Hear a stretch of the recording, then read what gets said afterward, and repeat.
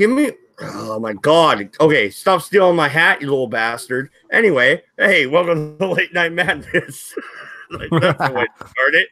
Like, Hell yeah. That's perfect right there. Hey, they're not bastards. I'm married. But anyway, yeah, they were stealing my hat. Little shitheads. Well, No. I mean, if they keep it up, they could become bastards. Yeah, I might run away to freaking Louisiana or something. I'm fucking out of here, dude. I had enough of this shit. Just become the gator hunter. That's right. I'm getting me a 22 in a boat, motherfucker. Doku, how are you, man? What is up, Doku, my brother? How you doing? Chill, man. Hold on. Let me grab my headphones so there's no echo. Okay.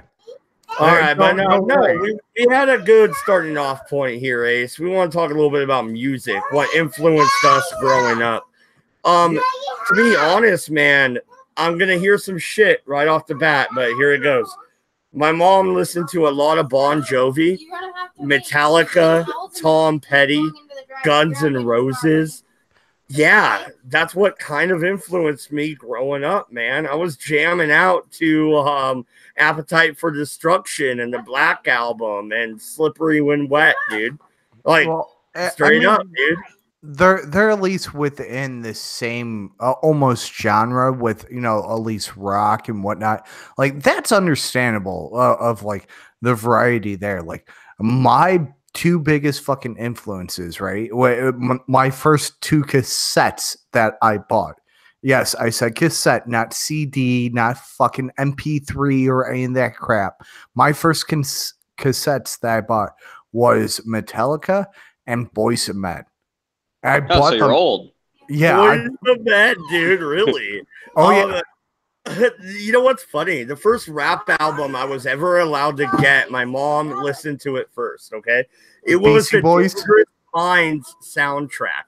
Now, song 3 on the Dangerous Minds soundtrack is all about sex. My mom listened to this soundtrack and then went, okay, this is okay for my 14-year-old son. Like, what the fuck? Like, right, dude? Like, seriously.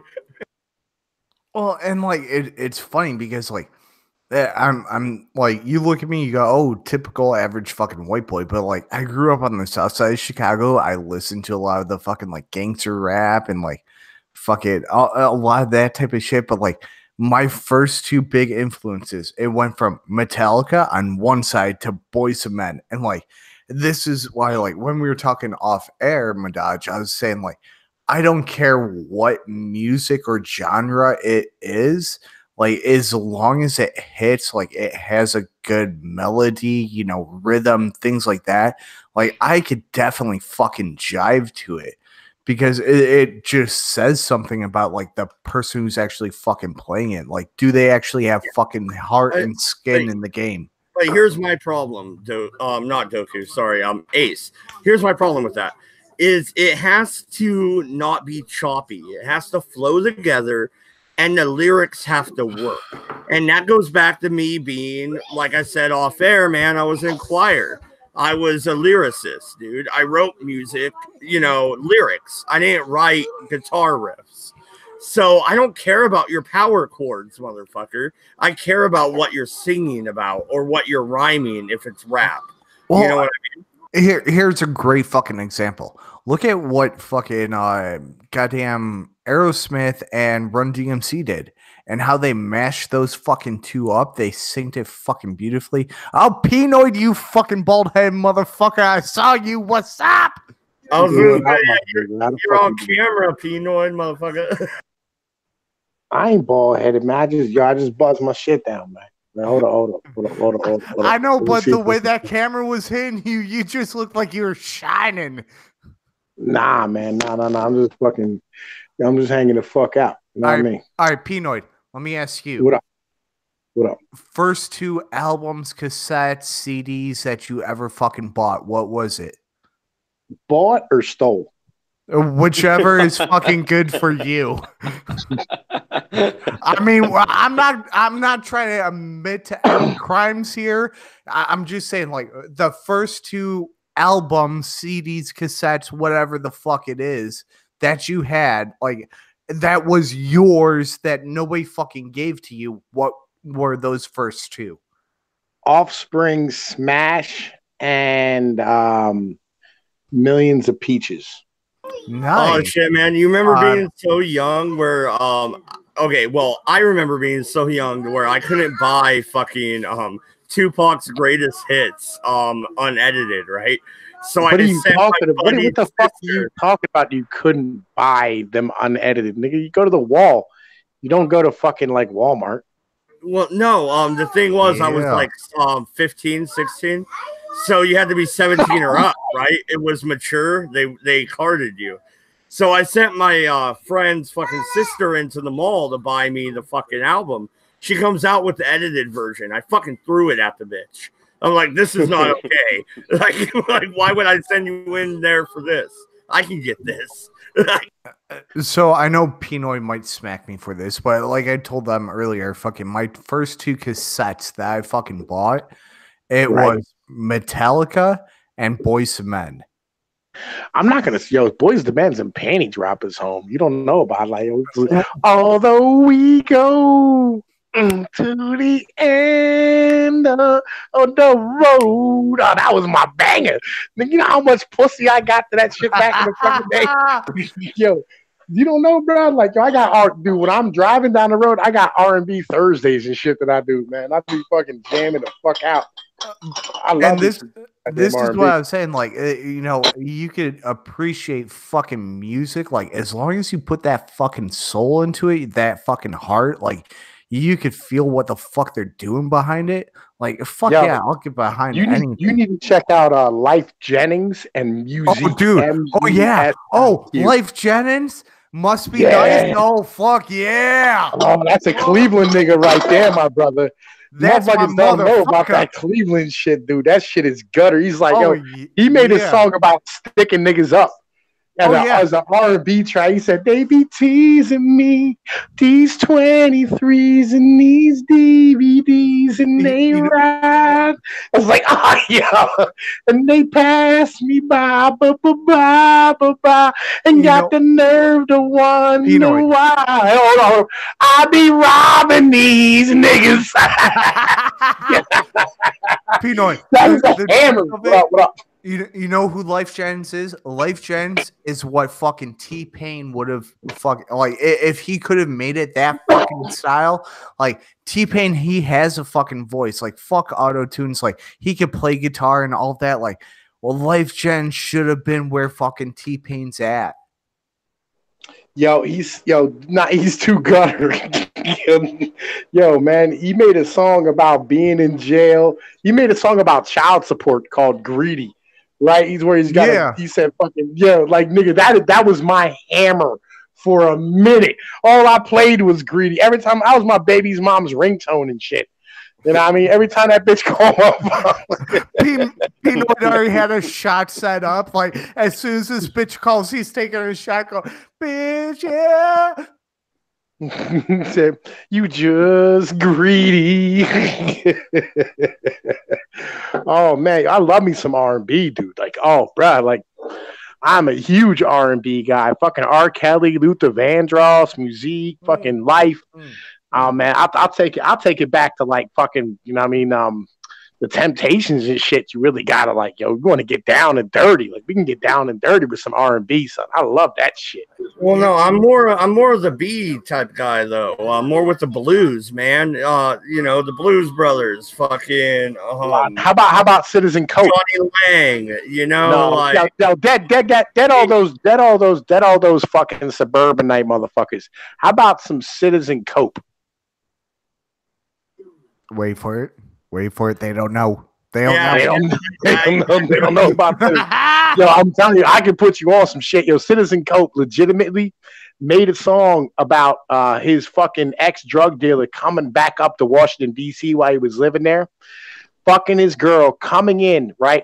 And the guy shot and the fucking one of the fucking ricochets bounced off his guitar and killed his son in the kitchen, right? He shot again and it missed and hit them. It grazed off the dude's eye, right? And then he took the third bullet and shot himself in the head because he knew fucking it was over. Like, yo, nigga, that motherfucker sings some blues, son. Like, yo, you're one like, damn, brother, you want to give you want to give your stereo a hug. Like, goddamn. Like, that's some gutter real shit. Shit. Come on, man. Briefcase, briefcase full of blues. You got fucking. I like some fucking good shit. You know what I mean? Fucking Bob Seger. Dude, like Guilty by the Blues Brothers. Come on. That's a good fucking jam. That's my jam right there. The problem with the Blues Brothers is they're actually a collaboration. So, like, it's not just one specific artist. It's a collaboration of all these different artists coming together. And I love what they did. Like, look at the fucking first movie with the Blues Brothers. You got Aretha Franklin in there. You got all these different fucking talented artists that are just. You had Aretha Franklin, Ray Charles. Ace, bro, you're misunderstanding me, man. I'm talking about the albums. Dude, no. Like, you got to go to artists. Like, you have to like go to the Delta, Detroit, fucking Kansas City, fucking Memphis, like the places where okay, so the blues comes out of places where, you know what I mean, like life was really, really hard for individuals back in like the 1940s, 50s, 60s, and 70s and shit when like industry shut down. So the blues actually started coming out because one of the things was it was the almost soul songs that they were singing in the fields during the time of slavery and whatnot. Remotely. Okay, so it was more like fucking like the people of these like small cities or like medium-sized cities in like the South and yes and no, because here's what happened. So you have a bunch of people in the South that had the roots that goes back to slavery, right? They were singing about the woes that fucking they had, and they were trying to get their comeuppance back then, and they were trying to just fucking make it. I mean, shit, look at fucking Ray Charles and everything that he had to fucking do to get his comeuppance. Like, he wanted to be paid in single fucking dollars, and so many times did he get fucked over, and like that's where a lot of his deep fucking feeling type bluesy songs come from. Well, no, and it's like the whole idea of selling your soul at the crossroads, right? That was the only way you were going to come up out of that shit. You know what I mean? You had to sell your soul to the devil at the fucking crossroads. I mean, damn, dude, between the three of you motherfuckers, I feel weird. The first two albums I actually remember that I had was fucking Rammstein and fucking Muddy Waters. Holy shit. How old are you? Fucking 19? What the fuck's going on here? Dude, Muddy Waters, motherfucker, come on. Yeah, like that's a 70s album and shit. That's old. Yeah, but Rammstein? Come on now. Dude, I like Rammstein. Why do you think I fucking feel weird?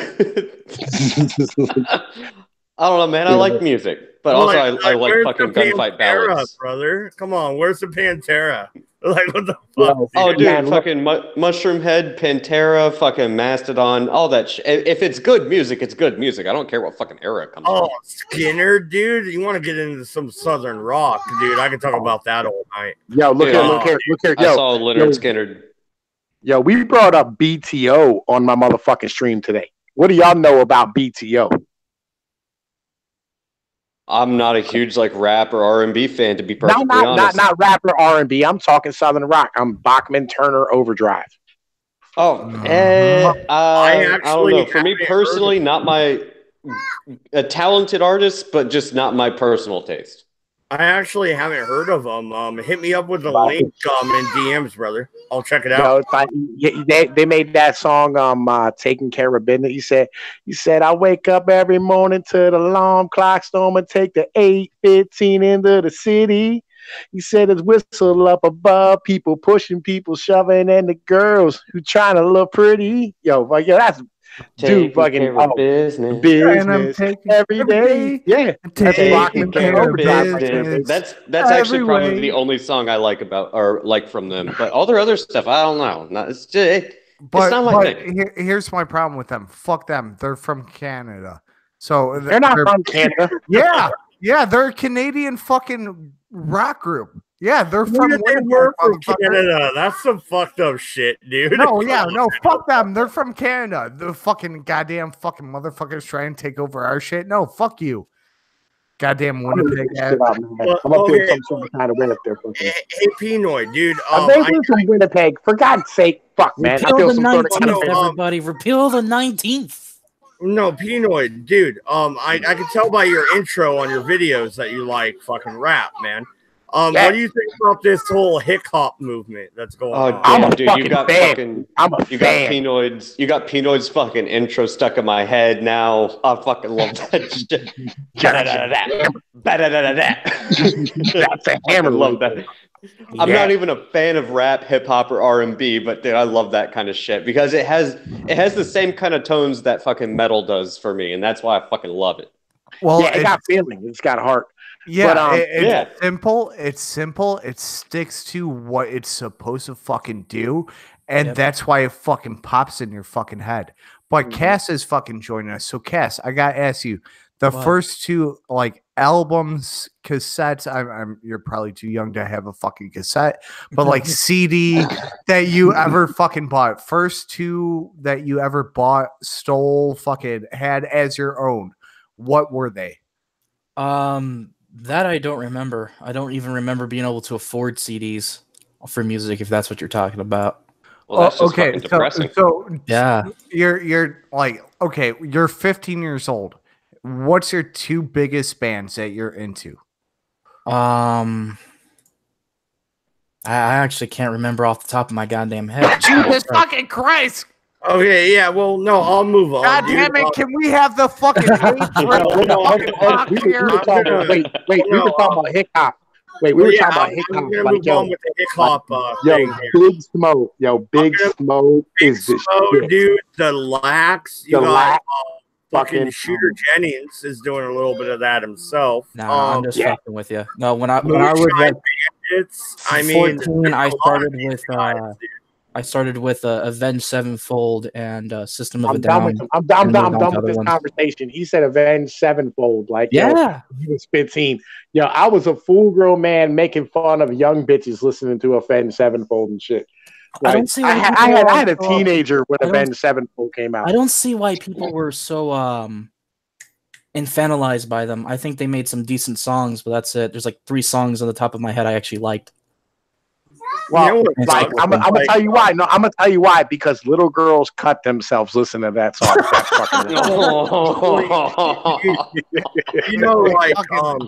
Let's keep it all the way 100, my friend. You know what I mean? Hollywood Undead. Yeah, kind of. People. Well, that reminds me of like Godsmack. Like no, fuck Godsmack. Good song. But no, please. How are you gonna tell me Metallica for fuck's sakes? Nope. So here's the thing about Godsmack. All right, Godsmack, they were a cover band, right? They were a straight up fucking cover band. And fucking somebody checked them out and they're like, all right, do you have anything original? And they played like 2 fucking songs original, and they're like, well, here, let me just slide you these lyrics and these guitar tabs, and like maybe if you could possibly follow that, you could be big. Yeah, a fucking cover band going big like that? No, I don't. I have fuck them. Let me keep this. Look, man, fucking when I remember fucking Godsmack and Five Finger Death Punch, I was fucking this black chick who was like way whiter than I was, who used to listen to that shit. You know what I mean? And like, I remember I was fucking the brakes off of her and she started bleeding all over the place because apparently she had chlamydia and I did not. No.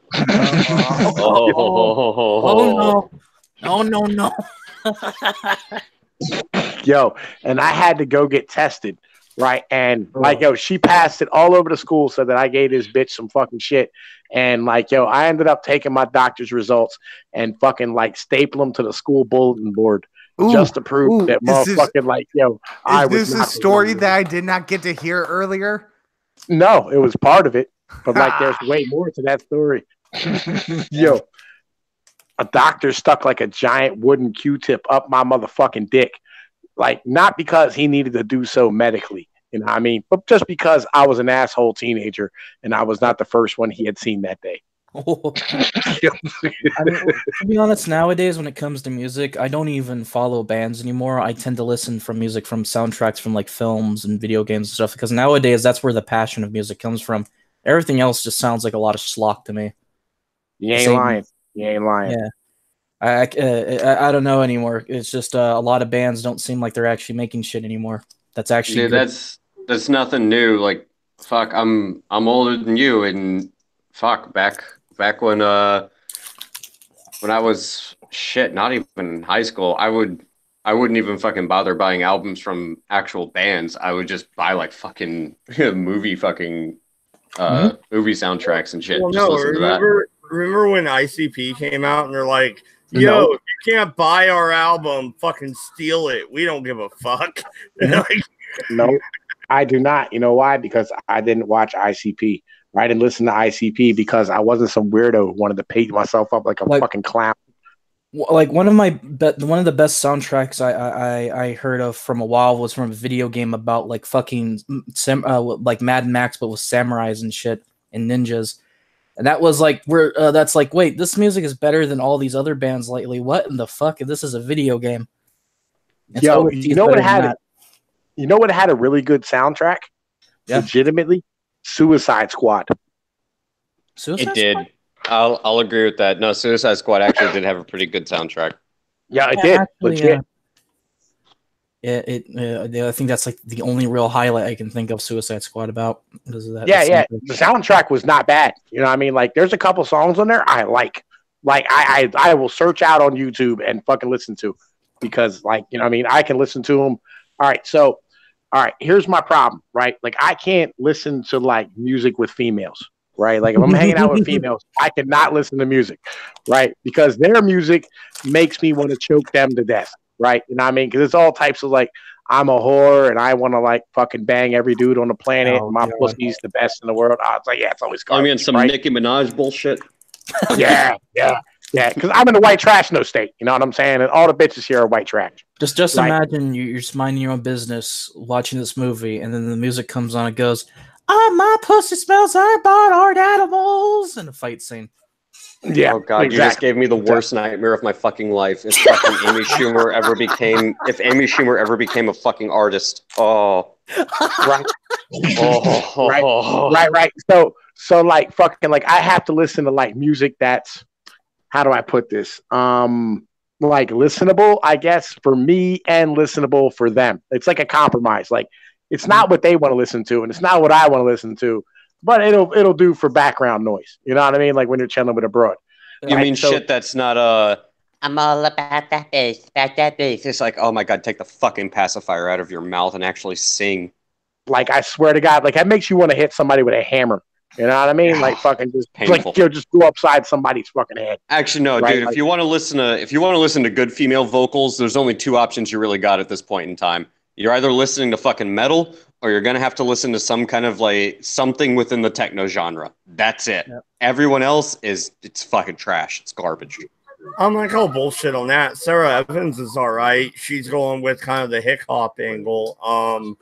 There's a few other people that aren't too bad. A couple chicks are signed up with Strange Music that are pretty good at rapping and they can flow pretty well. They're all garbage, dude. All right. As far as like, female rappers are trash and I have no use for them as far as like listening to them. Right. Like, I'm a keynote on this one. Or whatever. She's all right, dude. Okay. Like, No. Okay. Here's the problem. Here's my problem. Legitimately. All right. Here's my problem. I have like fucking 20 years worth of rap that I can compare them to and listen to at a moment's notice. Mm-hmm. Right. You can say, well, they're not out right now. Right. Fucking the problem is, though, is that they're still there. Right. Like, for instance, Can you compare any of these females to Nas or Cannabis, Bone Thugs and Harmony, fucking old school Eminem, fucking Jadakiss? Like you can't compare any of them to anything that any dude has ever done, right? They've all done it like 1,000 times better 10, 15 years ago, even 50 Cent, right? When like back when, fucking Get Rich or Die Trying album, the first one, right? So yeah, that's what I'm saying. Like they're fucking garbage when it really comes down to it. It's fucking all trash. And nobody wants to fucking... It's because they all suck at one fucking thing in particular, and I've noticed this is almost 100% true across the board. I'll give it a 95% true across the board. What? They do not know how to fucking do pitch. Go back to any female vocalist from the fucking 20s, 30s, 60s, 70s, 40s, whatever. Anything prior to 1980. They know how to actually fucking sing, change their pitch. I don't know if it... I don't care if it's... Sade. Yeah. Sade can do it. Yeah, it's again okay. I'll give you that one.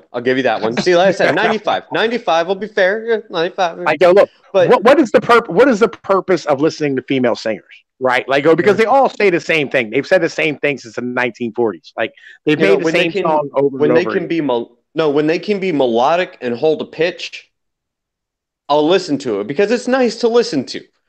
No, but that's not the shit we have nowadays. It's like listening to someone watch. It's like walking into a fucking movie theater and you're the only guy in there and everybody else is woman. That's not necessarily true. It's a bunch of catty. Women can have good vocals. Look at Evanescence. That chick is she's kind of a fatty, right? But she has good fucking vocals. And she's a good singer. I think 9 times out of 10, and this is probably what I've seen from the music I sometimes listen to. I think female vocals are better at the folk music, especially if it's about the songs relating to folklore.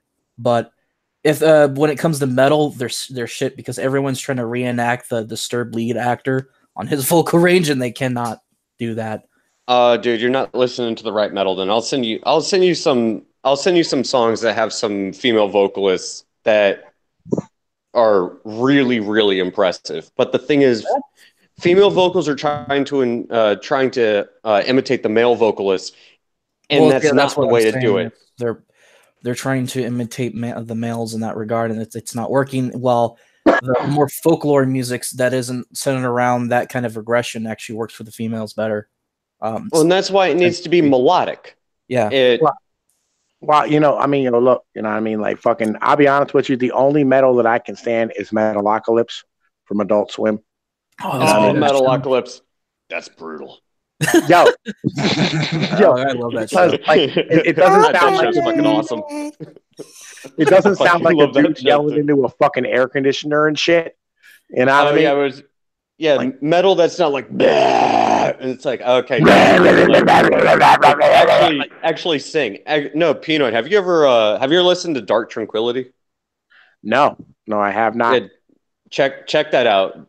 Dark Tranquility has good vocals. It's melodic metal, and they actually do have good female vocals. And this is what I'm going to point out about it. And this is what I like about Dark Tranquility, and what will piss off all the fucking SJWs. Oh.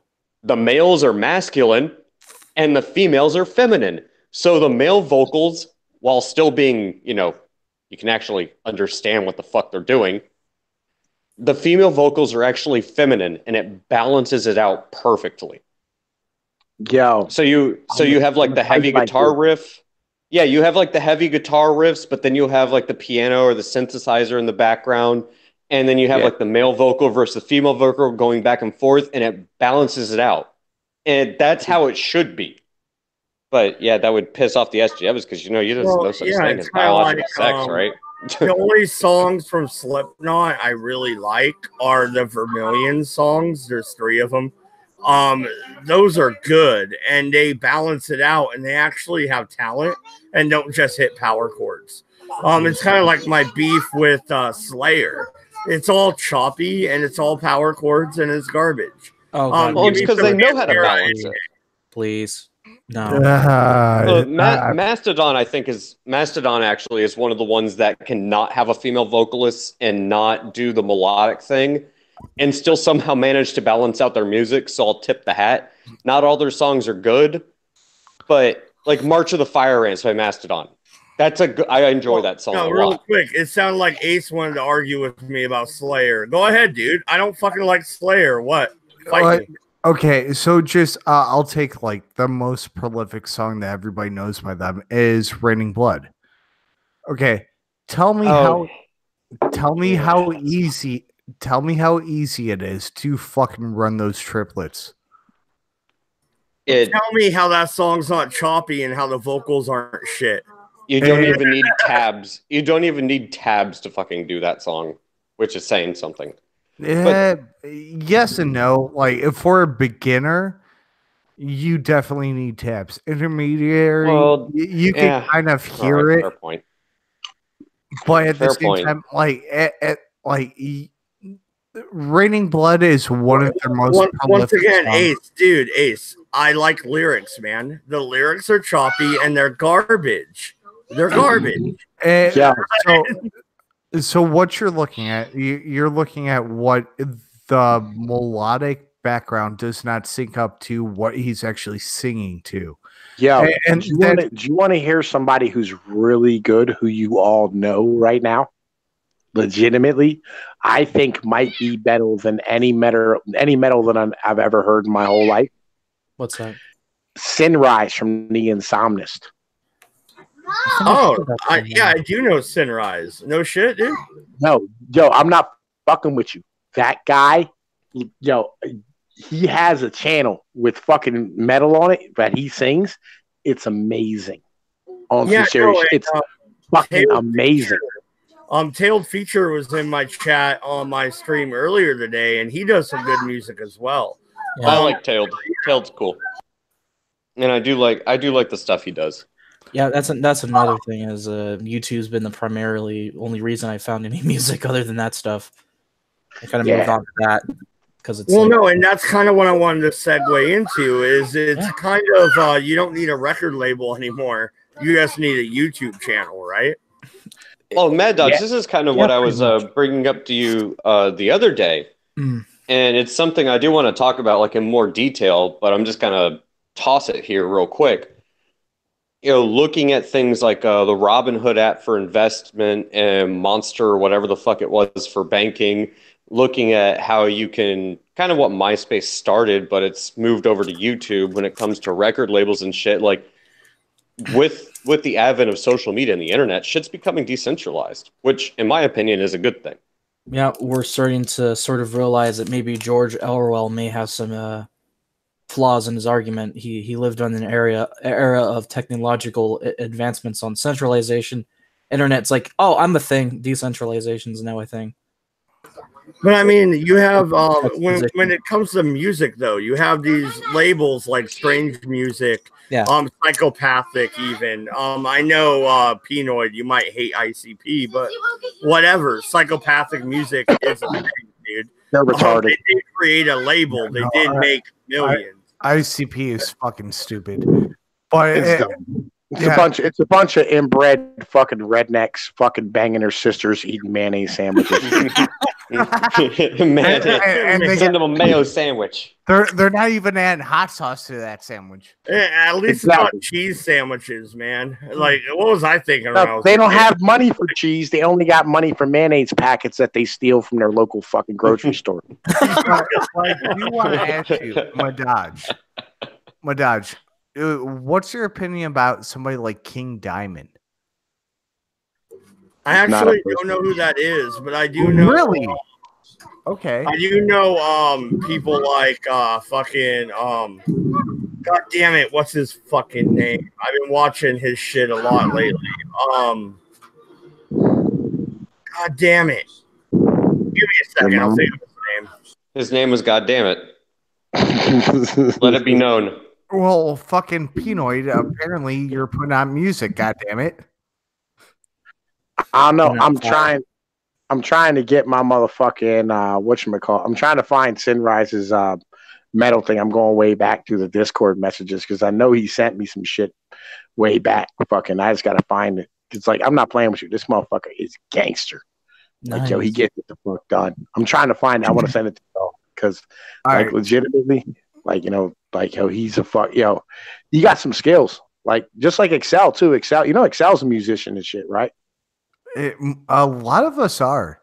Like, I play the guitar, I play bass, I fucking dabble in piano and drums as well.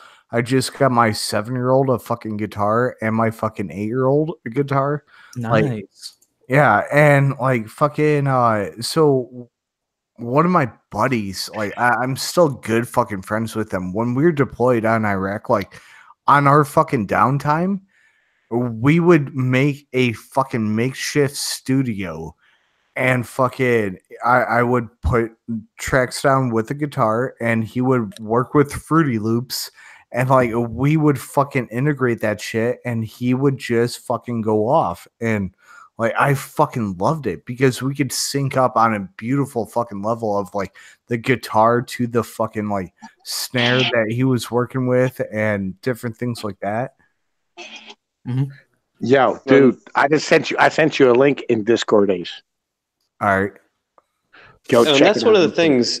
Anybody that hasn't done it, like whether you have a talent for music or not, like just pick up a cheap acoustic guitar or grab an electric piano or something and just garbage. I'm garbage. So am I, dude. I'm still just learning acoustic. I mean, so am I, dude. I'm not good at all, but just being able to just fuck around with it, it's cathartic. It's nice. I can play trumpet, baritone. Acoustic is it's just a nice little thing to do.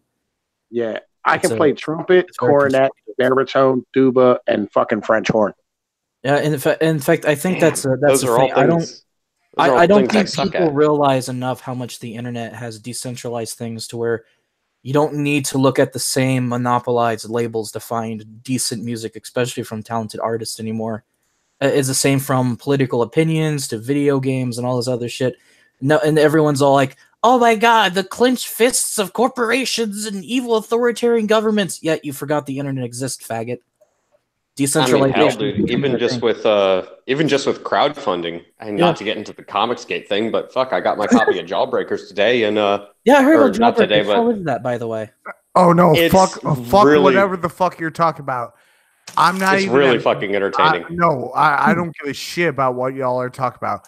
I'm not even a minute into that fucking Pinoid, and like fucking, I'm digging the shit out of it. Like they got the fucking squeal, they got the fucking lyrics down. Like it's fucking matching up. It's fucking beautiful. Fuck That's what I'm trying to tell you. At Sunrise, nigga. At Sunrise. Like fuck yeah. No, I finally I put it in your general, man. I put it in your general. You can motherfucking everybody can go listen to it all you want to. That shit is amazing. I'm checking that shit out. I just found out who I was talking about. Hobson, man. Hobson, dude, he could flow, dude. He could flow like a motherfucker. I like his content. Like, he has really good meaning behind his lyric. He got a lot of like heart. I like that heart shit. You know what I mean? Legit. What do you think about these rappers though going with the 1, 2, 3 beat? And you know what I mean? They're going garbage. It's garbage. Garbage. Yo, their whole flow is trash, dude. No, and now you bring that shit up, it just reminded me of my when it comes to rap, my favorite fucking song of all time because I'm a massive fucking nerd. Right. Yeah, I mean, again, at the end of the day, I just sit here amazed. I'm like, yeah, I guess no one really thinks the internet enough because, if the internet wasn't here, we already would have had 1984 tenfold. We got close. Yeah. I don't know, man. I don't know. Like, dude, like real shit in like y'all weren't around for like the late 90s and early 2000s. Like I was. The internet really didn't. The internet was an extension of what was already happening on the streets. Like, let's be honest, man. The internet back in the fucking mid to late 90s and early 2000s, back when the fucking AOL disk was still floating around, that was just an extension of the fucking library search engine. It's not just that. It was an extension of the streets, right? Like, here's the thing. Like, okay, so you know Tupac's Tupac's greatest hits out, right? Mm-hmm. Yo, I had every last one of those fucking songs from all of his fucking CDs that he released after he fucking died back in 96 and 97 and 95. out of Baltimore. Oh yeah, because Like, you're yo- going off of like fucking GeoCities, fucking ICQ, and No, all that no, shit. no, no, no, no, no. It's not that. It's not that. You remember This police LimeWire? already had all that information. It's just like we were having like all the shit that we talk about now and all this like conspiracy theory bullshit. Dude, I've been doing this since I was 10. Like, we had like motherfucking government informants when we was kids passing us information like this all the time. Just word of mouth. Well, I mean, the thing is, I'm trying to say here is with the internet comes all the information. I mean, without the internet, how would you get all this flow of information that also constantly criticizes the government and makes you realize, and more people realize, oh yeah, government's kind of flawed. It was always that way, though. It was always that way. Oh yeah, I'm just saying it's just more information into more people's laps, and people realize, oh yeah, this is how things are. I mean, people exaggerate, like, oh my god, look at these statistics. I mean, well, they're always a thing. You're just getting all the information now thanks to the internet. Wait, the only thing that's changed? Yeah. The information allows you to the internet allows you to exchange information at a quicker rate. Yep. That's it. Yes. It used to be like you had to listen to like an overnight fucking like radio broadcast of somebody on AM radio locally, right? Or like on a ham radio or whatever. And like that was something that people did, and they wrote out transcripts of it or typed it out, and fucking it got passed out to everybody. Like it happened on a constant basis. We had all this information. No, that's a good point. That's a good point, Pinoid. And it's like nowadays, I'm pretty much doing my own radio show right this fucking second. You know what I mean? So yeah, I don't need a license for this shit. Don't come after me about the spork, motherfucker. I don't live in the UK. Well, dude, that's what we're all doing. That's the nice thing about it. But that's also why you see a lot of the large corporations. Like, why do you think mainstream media is shitting their fucking pants at this point in time? Because oh crap, we lost control of the fucking narrative. If people can do this shit without a fucking degree, we don't need to hire these people. You don't have to live in fucking New York City or fucking Chicago or fucking LA or San Francisco to fucking do this shit. I can fucking do it from my goddamn phone if I want to. What yeah, no, exactly. I'm coming live from the Cascade Mountains, and we gained almost 100 subscribers over the last 48 hours. So yeah, I'm doing pretty good right now. I'm feeling good about it. Oh, and you can make money at it too, which that's really why they're shitting their pants. It's because now they have competition. With the internet, it comes less control on what information you're being given to, given the amount of sources that already exist and are continuing to growing to exist will outpace those that are being controlled. Well, and also that hasn't changed either, because this is another thing. Wonder why that everybody's getting pissed off when the term fake news comes around. Like, oh, that's the worst insult you can give to journalists. It's not just fucking journalists, dude. People can. I could go out there and tell you. There's an asteroid that's going to hit the Earth in the next like 72 hours. I'm not a credible source. Neither is anybody else giving you this fucking info, because no one fucking takes the time to actually do due diligence. I could go outside with a freaking telescope. Don't see any asteroids. But sensationalism sells. Let's be honest. And there's plenty of people out there. And Joe Rogan actually, over the past couple of weeks, has kind of suffered from this. Oh, Joe Rogan. You can sell to the idea of sensationalism, but it doesn't necessarily do a whole hell of a lot for your reputation if that's your only selling point. Yeah, we're also talking about like just general human flaws attached to the same prospects when people make content. And people hear shit and they can't be bothered. Cognitive bias and people's willful ignorance as well. That's a human element. What I'm referring to is just the freedom of access of information and things that are being posted and distributed in platforms that will continue to grow and exist faster than anything is willing to control it. That's why governments shit in the pants all the time when it comes down to like internet stuff. That's why companies shit their pants over internet stuff, is because it's just impossible to keep control. No, that's not really why that government or companies fucking shit their pants. Okay, so when my video got taken down. So video. Damn, that was quick. So when you're sitting here talking about like what different companies do, like it's a broader spectrum of whether it's free speech, what is a private company, like what are they allowed to say? Fuck you, you cannot actually put that out there, and that's a bigger fucking argument, right? Mhm. And not only that, okay, so I could fucking say the Earth is flat. Fuck everybody else. There's an ice shelf. Well, you could fucking make your own opinion on that. I could say anything that I wanted to about the ice shelf, which, by the way, I do not fucking believe in. Like, no, I don't think the fucking Earth is flat. But I could sit here and make this fucking argument left and right. Fuck it. And it's up to you. And the other thing about it is we have a lot more freedom of information now where somebody will say some crazy shit. Like, look at the fucking anti-vaxxers. They'll say a lot of crazy shit. Oh, yeah. and so, like, are you going to just take them for their word? Or are you going to actually go out there and fucking do that due diligence and look into what the fuck they're saying? And that's a problem. It's like most people don't have the due diligence to research what the fuck somebody is saying. Yeah.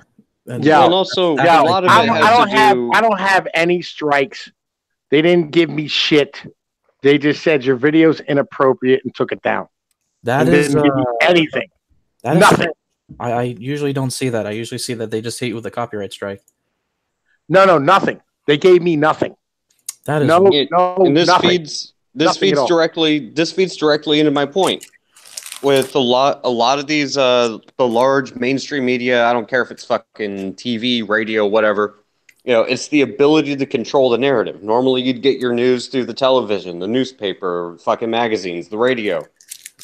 With the internet and the way it's become so widespread, and the fact that we all basically walk around with essentially what are the equivalent of laptops in our phone, or in our pockets with our phones. The narrative is you can't control it anymore, and that's why they fucking shit their pants. And oh, by the way, now can we not only easily communicate with people, not just locally, but all over the fucking world? We can get video of, we all got cameras on our fucking phones. You can't control the fucking narrative, and you can make money doing it. Mm-hmm. Well, that's why they're shitting their pants. Well, that's exactly what I'm referring to, is the access of information they can't censor, because the people who are making the content are all pacing those who can control it. And yeah, we can talk. Why do you think Pinoid's video just got yanked? It's because it's controlled by a private company that does not have the same ideologies that Pinoid has. Like, look at how many times fucking Pinoid says nigga. Like, honestly, Pinoid, how many times have me and you gone back like, nigga, fuck you? No, nigga, fuck you. Like, exactly. We just sit there and bullshit. Like, and instead of even fucking harsh shit between us, like, we don't give no fuck. Mm-hmm. But to them, that's a big racist, it's a different political ideology. So with that being a private company, quote unquote, they go under the guise of like, well, we don't fall into the Constitution in that matter of free speech. Well, also here's another point to bring up. You know, we all know each other fairly well for the most part, and we can sit here and. But we can all, God damn it, Pino. But no, we can all sit here and banter and have fun with each other. And like, does anybody sound offended, or are we offending anybody else? I don't know. Is it up to Big Dick Daddy Google to decide? Is it up for the government to decide? I don't know. You guys can sit here. I'm Scotch Irish. I've got a little bit of Native American in me as well, Shoshone and Winnebago. You can sit here and call me Winnebago, nigga. When the fuck did Mama bang a RV? I will say. I'll let you know. I'll let you know when I get the casino money, Pinoid. I'll hook you up. I will say. Like nigga, like I'm part of RV, nigga. I'm built to travel down the road. I sexually identify. I think what you're also forgetting. But do I have a fucking family of 5 go in my fucking Winnebago? Nope. Oh God, man! I'm gonna have to hook all of you guys up. I'm really gonna need that casino money now. I will. I will say this, Doku. I am a little offended. Oh, why is they? Oh, poor me. Oh, how dare you? No, I don't know. Somewhere at some point in time, somebody referred to me as a dirty Irish potato eater and a cracker and like white bread and like I like mayo. Apparently, I don't know. Last time I got hit with that, they call him a potato nigga. Yeah, that's what I got. Oh, I'm a potato nick. That's okay. That's what they say behind closed doors. Now I know the secret. You're telling me the secrets. The secrets are everywhere. The problem, I think, of the argument is we're also referencing companies that are falling apart because they can't control it. And alternatives are basically I'm just thinking, though, if Ace keeps mouthing off, he's going to be a mashed potato nigga. The beautiful thing about the internet is that things are going to decentralize further and further. It doesn't matter how many companies control it now; they're going to fall apart, and they are falling apart. Hold on, I gotta just say, fucking Madaj, you understand? Like mashed potatoes, they can't have mouths, so they'll eat the fucking French fries. So like, I don't give a shit if it's cannibalism, but like, I'll fucking raise that autism level.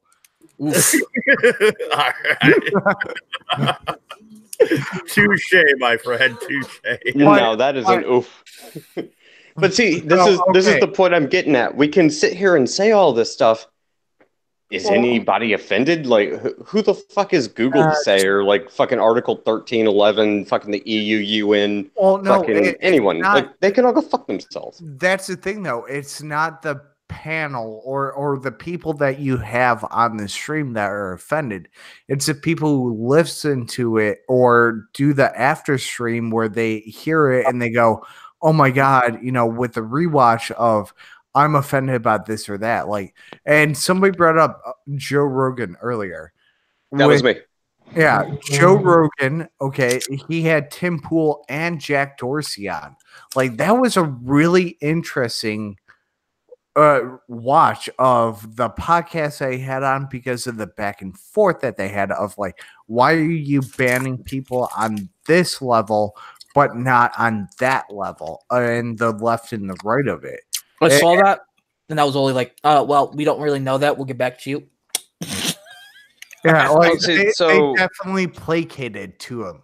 They definitely went, oh, well, like, we kind of looked into it. Here's our half-ass answer.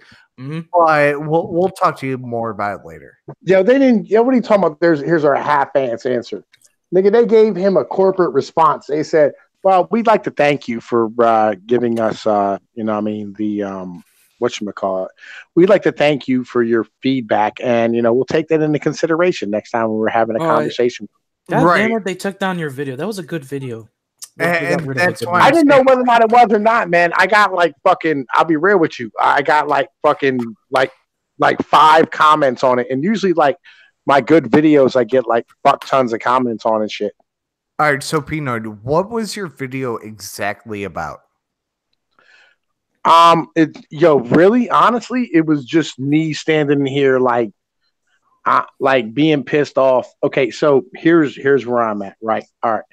So all the shit going on in our societies right now, like in particular with like them trying to bring all these immigrants into our countries and shit, right? It's really about the fact that they've printed us into fucking oblivion and they don't have any money to pay for the fucking debts long term. And like the Western civilization people aren't having any kids. So now hold on. Well, pretty much, Pinoid, you went at mariachi bands again. No, I did not. I did not go at mariachi bands. I went at the legislatures. So let me flip the script, though. So let me say that I put out a video saying, we should have open borders. We should let these people in. They should have as many kids as they want, and we should all have them, under some government system. Whose video is going to get demonetized or banned? Mine or his? Well, the video says mass shooting New Zealand response, and I think maybe they might have already started flagging that particular titles or variation of the title within the algorithm as it happened. Well, that's understandable because of the violence aspect. I guess I only assume because I know that every time they don't want to discuss something, they're going to add the variation of the same title within the algorithm, and that's probably what they're catching is the algorithm, and that's why they're like, oh yeah, this is the title, we're going to kick it out. The thing that I brought up and what Pinoy was talking about with immigrants and having multiple people and not having those programs out there, and that's why I brought up the opposite side of like. I said, yeah, fuck it. Let's have open borders and, fucking have everybody pay for all the fucking kids. Like, so whose video is going to get monetized versus demonetized? And fucking said, fuck yours. Yeah, it's going to be Ace's. Yeah, yours will get monetized first. Mine will not get monetized. I don't think anyone here doubts that there's a political bias attached to demonetization or getting your videos taken down by YouTube. I think that's been super obvious from the beginning. That's my whole point about being able to control the narrative. It used to be radio, then it was television. Now it's YouTube, and this is the exact reason I get irritated about this kind of crap. Is because, and I'm not talking about you guys. I'm talking about the way that these companies conduct themselves. And I understand the whole like, oh, well, they're a private business and this or that. Okay, so let's talk about the idea of, and I know this is cliche, bust my balls afterwards. Let's talk about the idea of free speech. Mm-hmm. So we're sitting here bantering back and forth, talking about ideas that do directly affect us. Mm-hmm. So is hate speech a thing?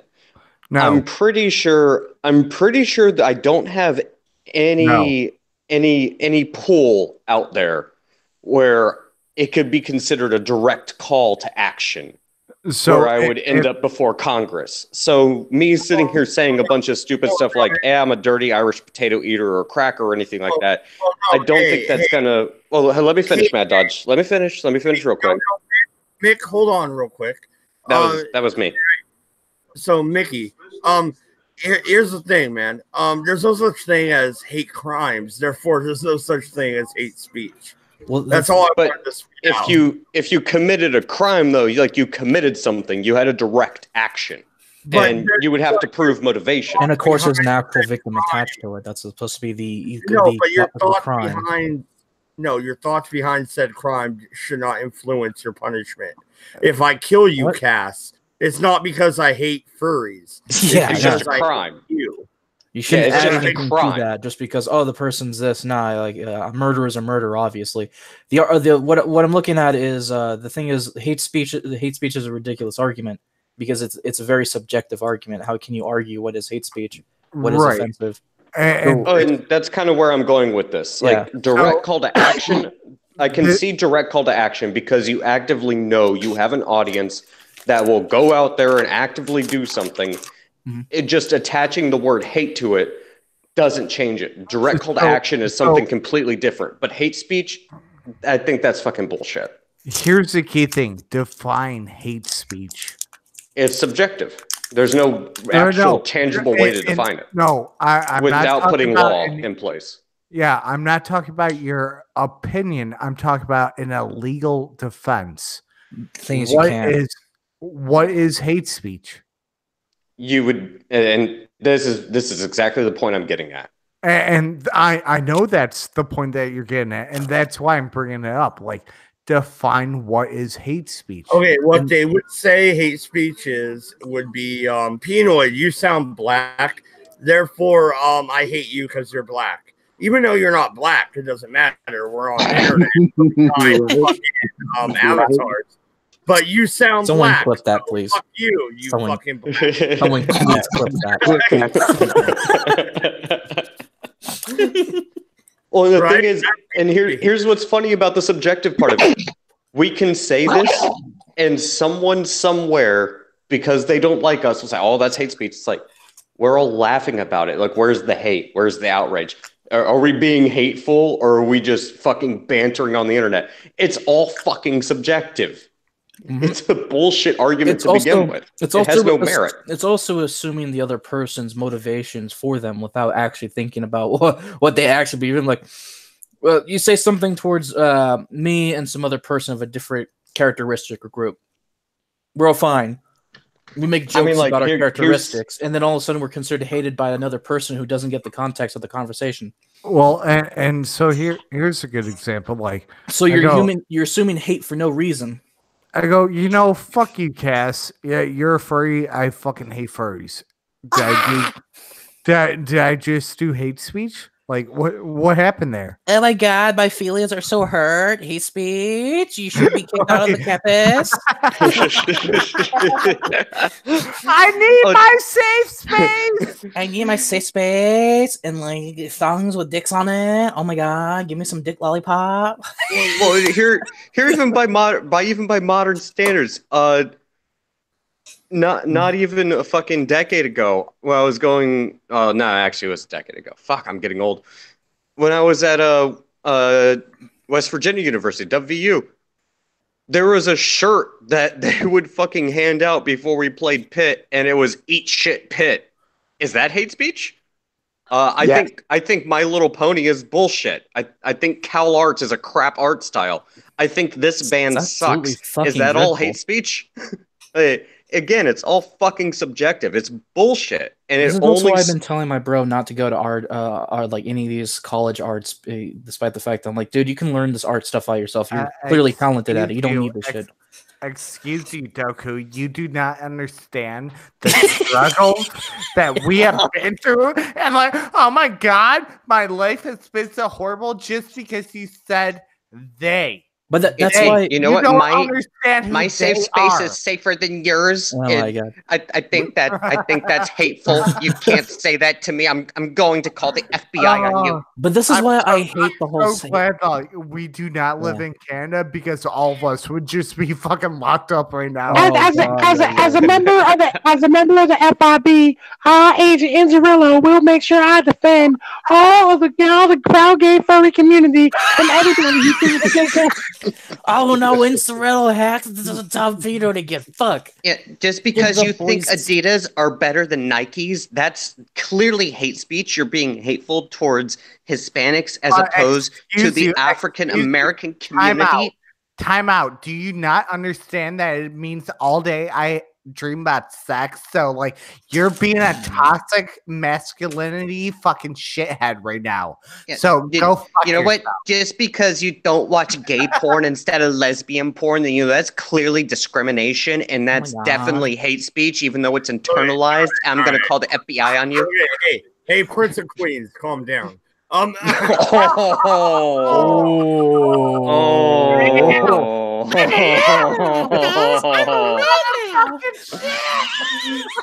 a bitch. Okay, I need a beer for that one. Well, I mean, that's the reason. That got me the O from everybody. Damn. Okay. That's the reason why the hate speech argument doesn't work, because you're assuming malice without any evidence, and it's not even objectively based on anything. You can't really prove exactly. it. Well, exactly. That's the point. Let's talk about you guys were going on with the college campuses. All the forms of hate speech, right? The noose and all that other bullshit was all perpetrated by people creating a house, wasn't it? Yeah. I mean, it was all bullshit. You'd be surprised how most of these quote hate crimes actually are perpetrated by by a bunch of people trying to play victimhood, so they actually go out of the way to fake it. Well, I mean, if we're gonna go about the victimhood type aspect, look at the fucking dude who fucking most recently did Jesse Smollett, whatever the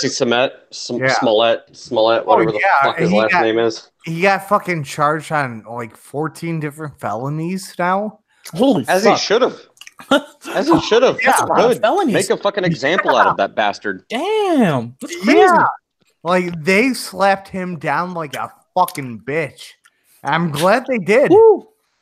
You fucked, boy. Yeah, no, I'm right there with you. I'm glad he did, because again, this is the reason why I say hate speech is fucking bullshit. I mean, a direct call to action is one thing, because if you have an audience and you have fucking crazy people out there and you say, I want you to go do this. Yeah. Sort of like swatting is a fucking, felony. Yo, man, this bitch just hit me with a hood word. Yo, this bitch just hit me with a hood word, home. Real shit, yo. Yo, she said you drawing. I was like, ah! Yo, welcome to the Berg, nigga. Welcome to the Berg, God damn it. You know what? Fuck on that note. Cheers, fucking Pinoid. Yo, I'm out. I'm fucking upset. I am out of beer right now. Fuck, I gotta go back to my normal drinks. So, well, either way, find what you can, motherfucker. Drink up. I got some ice tea. I'm good. Dr. Pepper again, son of a bitch. No. Look at all these hateful motherfuckers over here, just fucking having fun and shooting this shit and actually having a fucking decent conversation. I had to remake my whole video. I'm gonna remake my whole video because fuck these niggas. We're all evil, hateful people. Deserve to be in jail, especially the ape and fox over here. But no, this is the slow push, and I'm sorry, this is not exclusive to the left. There are fucking assholes on the right that do this too, but they're all the fucking I'll just call them the old guard. I won't even say left or right anymore. Just the old guard. They're pushing for this fucking consolidation of power, and it's trying to rewrite history, redefine words. Like, you know, this is a comment I left on a video the other day, and it sparked up a very interesting conversation, which gave me a lot to laugh at. It used to be transsexual. Now it's transgender. Slight change in words, but very important when it comes to what that fucking means. Gender is the way a society fucking looks at the way a man or a woman, what role they play within a society. You can look throughout history, and Amazonians were a fucking thing at a certain point in time. There are fucking societies. Weren't. It's not a real thing. It never existed. No, there were Amazonians. It just wasn't a very successful society. No, it never existed. It was never a thing. I'm using the bullshit term, but you get what I mean. It's like there are societies where women were technically it was a matriarchal society. I'll be more accurate. There have been matriarchal societies. Amazonian society. You know what Amazonian means? I'm not saying there were spear chucking tits. Guys, calm down. Are you trying to use Amazonian as a way to describe matriarchal systems? Yeah, I'm using it as yes, technically. Okay, yes. I'm using it as a way to describe a matriarchal society because that's what most people would recognize it as because Amazonians. It's like doesn't mean they're fucking chicks running around that can fucking lift 50 pound weights. Well, the thing there have been plenty of fucking tribes where it was a matriarchal society.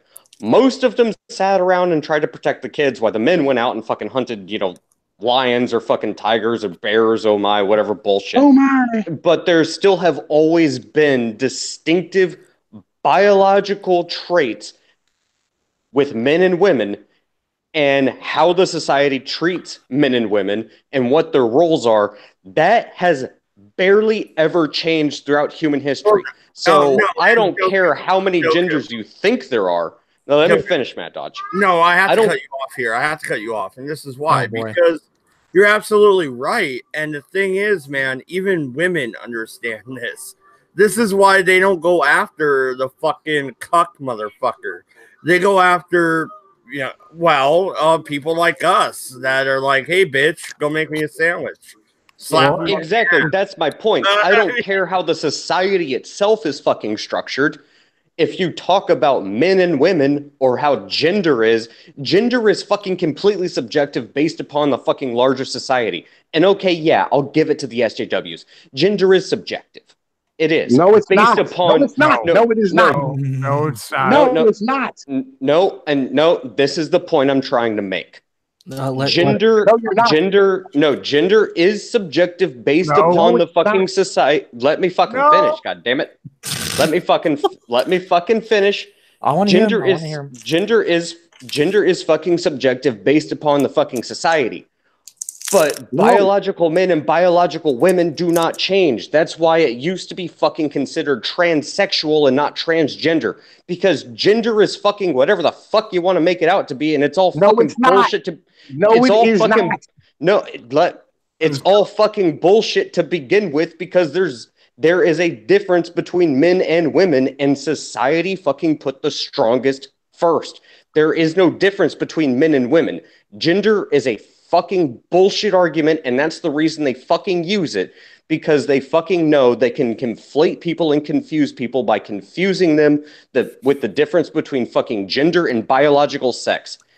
There are men, there are women. End of story. I don't think you know the definitions of the words that you speak on some serious shit. I don't think you know what the word you say means. Like, literally, I think I know what the argument he's trying to make. No, gender is a fucking concept. Biological sex is not. It's not. No, gender biological is not a fucking concept. Do you? No, I can make an argument. I can make a fucking argument. You can't. I can. Look at a fucking Scotsman wearing a fucking kilt. There are plenty of people that say like, "Oh, you're a Scotsman wearing a kilt." I've worn a kilt before. Guys. XX versus XY. That's a basic breakdown. No. Look here. Gender. No. What you're talking about is societal norms are different between different societies.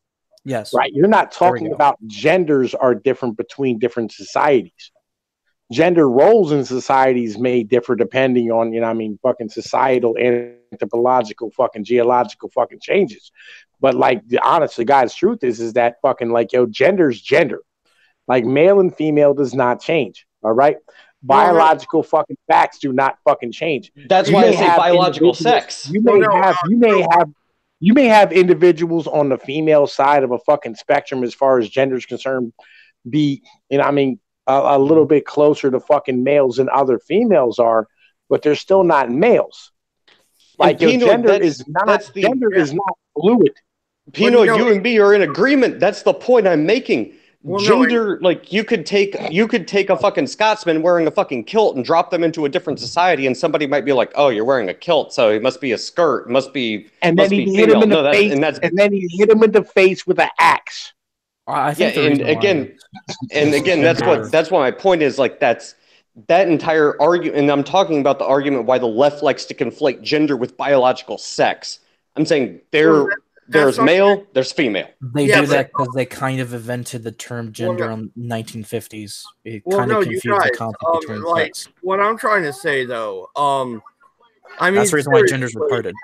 If I didn't hit on my wife every day and smack her ass and fucking show her any type of attention, she wouldn't be my fucking wife. Like, she would be mine. You know what am I supposed to do? Some beta fucking cuck here, like just like Steve Shives with this fucking stuff. I mean, what the fuck? No, you would be Keemstar. Now the problem is the whole concept of gender was made in the 50s, and the whole sociology of the time kind of I think deliberately fucked the lines between what sex was supposed to be about between male and female.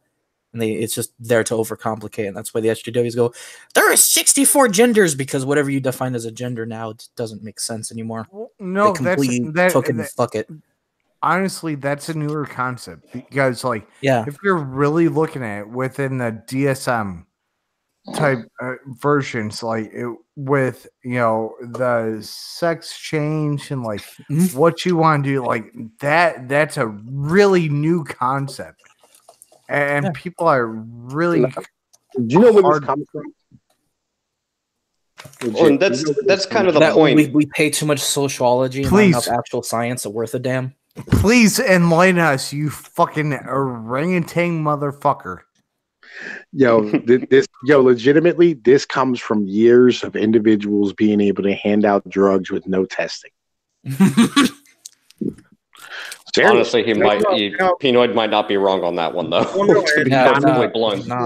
Well, no, and what I was trying to get at is, I handed Mad Dodge an amazing document here earlier, right?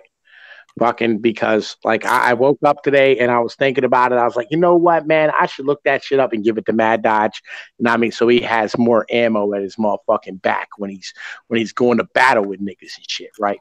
I handed him a document where it showed people between the ages of 2 to 6 of how many people who were toddlers and babies who could barely have words coming out of their mouth who were on psychotropic medications. without any testing, without any chemicals being shown, without any real reason as to why the fuck they're doing it. They hand them out. And they do the same thing with the gender reassignment surgeries, with them telling them that people should transition, with them standing there saying, yeah, that's what it's supposed to be. They never test them to find out, hey, maybe your testosterone's low. Hey, maybe, you have, too much estrogen in your system. Hey, maybe your fat ass should go eat some fucking salads so that fat comes off you instead of you fucking producing estrogen, you can produce testosterone. Bro, that's my fucking point. Thank you. That's my exact fucking point, dude. That's exactly what I was trying to fucking say. Like, just because you feel a certain way, you know what we used to call that? You're an effeminate male or you're a fucking tomboy if you're a girl. Gender is a fucking bullshit argument, and that's the reason why the left fucking uses it so fucking much. I'm sorry. If you were born with a dick, you're a man. I think it's more it's a bullshit thing that's not explained. It's very vague. So postmodernist social justice warriors come in and they can twist it around to be anything they want, and that's where you get the whole 64 gender bullshit. Yeah, well, exactly, because they're all fucking confused motherfuckers. Like, I'm sorry. You got a vagina, you're a woman. You got a dick, you're a man. Doku, straight up, what I think is this: like, if you want to look at gender dynamics, there's a reason why I slap my fucking wife on the ass and fucking show her attention. Why? Because she wants me to. Like, that is the dynamic. She wants that.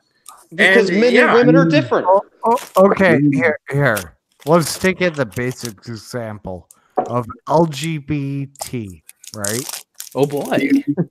well. So you have, but no, I'm sorry, sir. That's not inclusive enough. That's inclusive enough. We can't talk about scientific fact. Basic example of LGBT.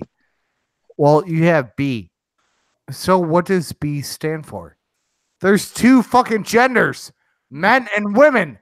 Like, they already fucking defeat themselves within that argument. Well, L and G are getting kicked out of the TQ. And they're losing their shit over that. It's the same thing with the fucking TERFs. No, you did not exempt the fucking 2 to fucking the plus C and minus C, and fuck you, nigga.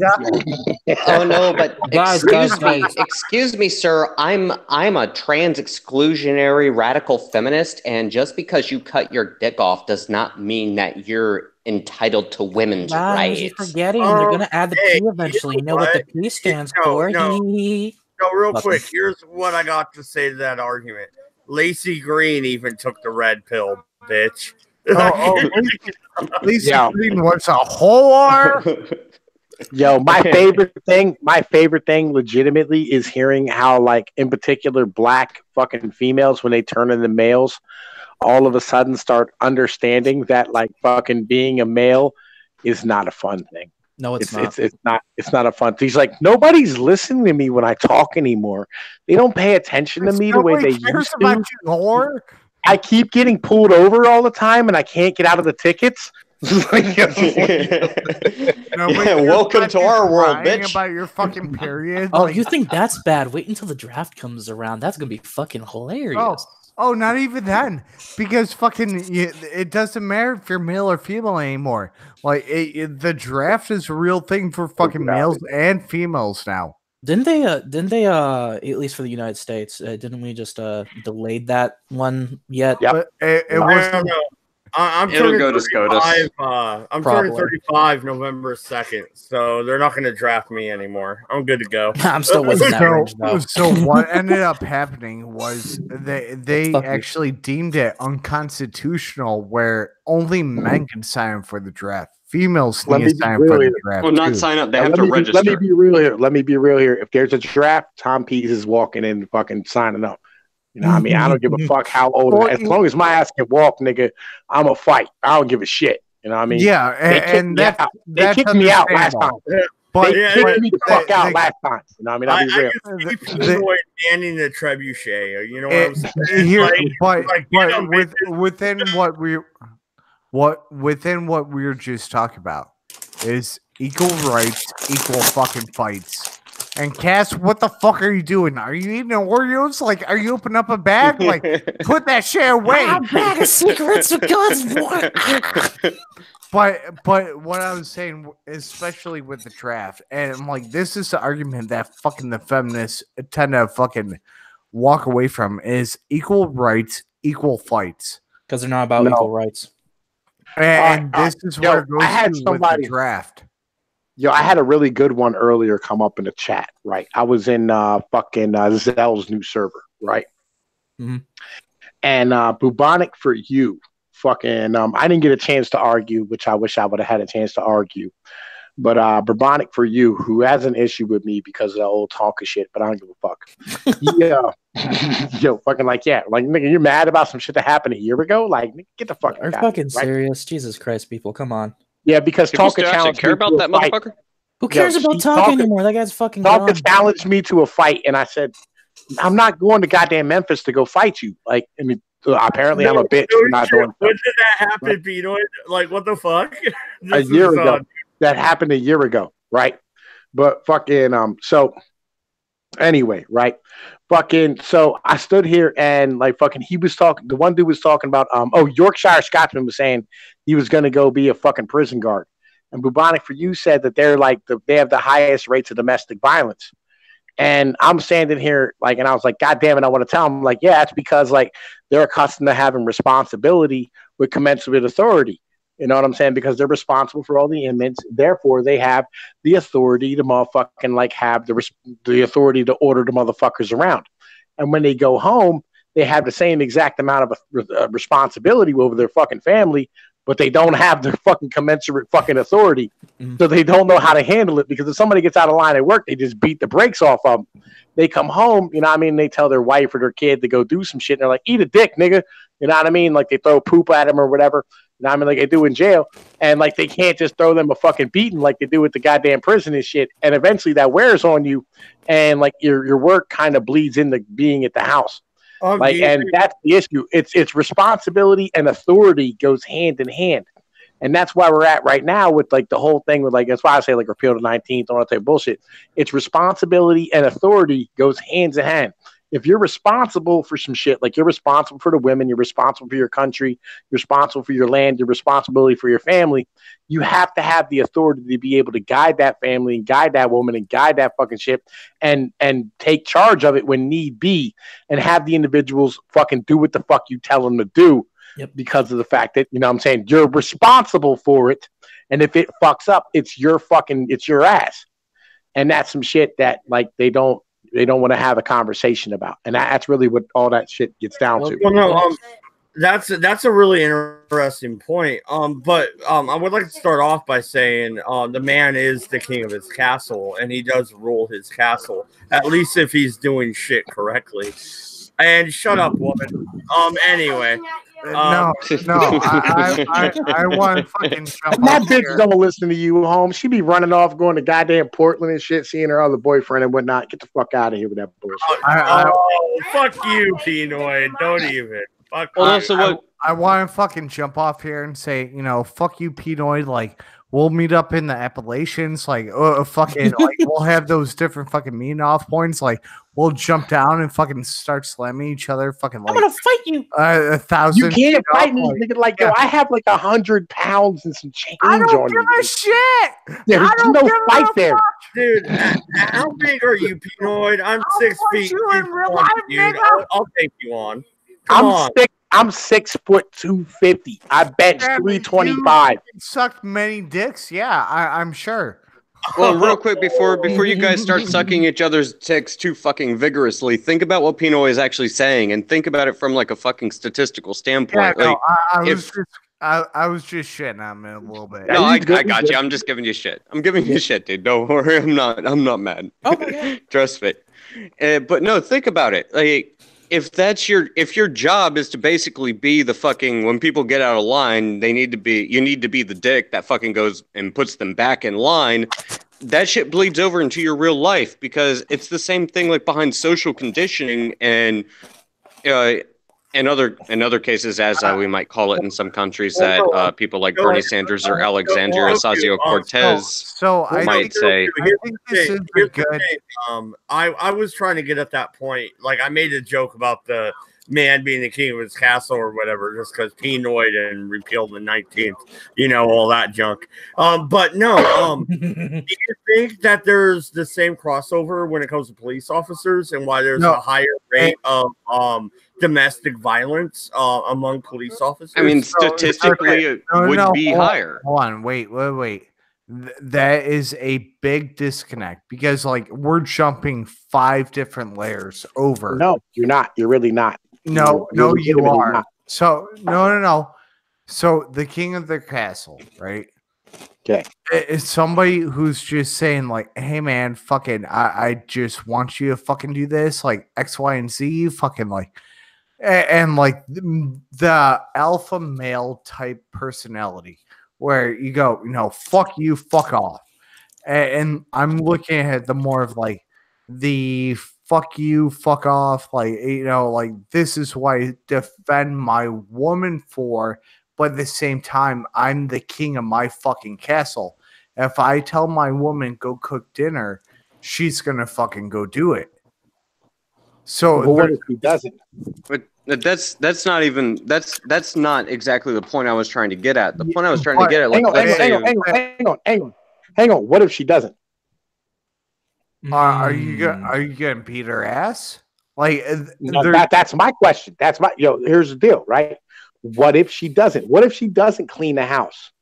What if she doesn't take care of the kids? What if when you confront her about shit, she tells you to go fuck yourself? What then?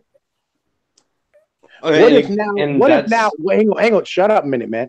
What if now, right? You have to stand and just give me 1 second, right? With Ace a minute, right?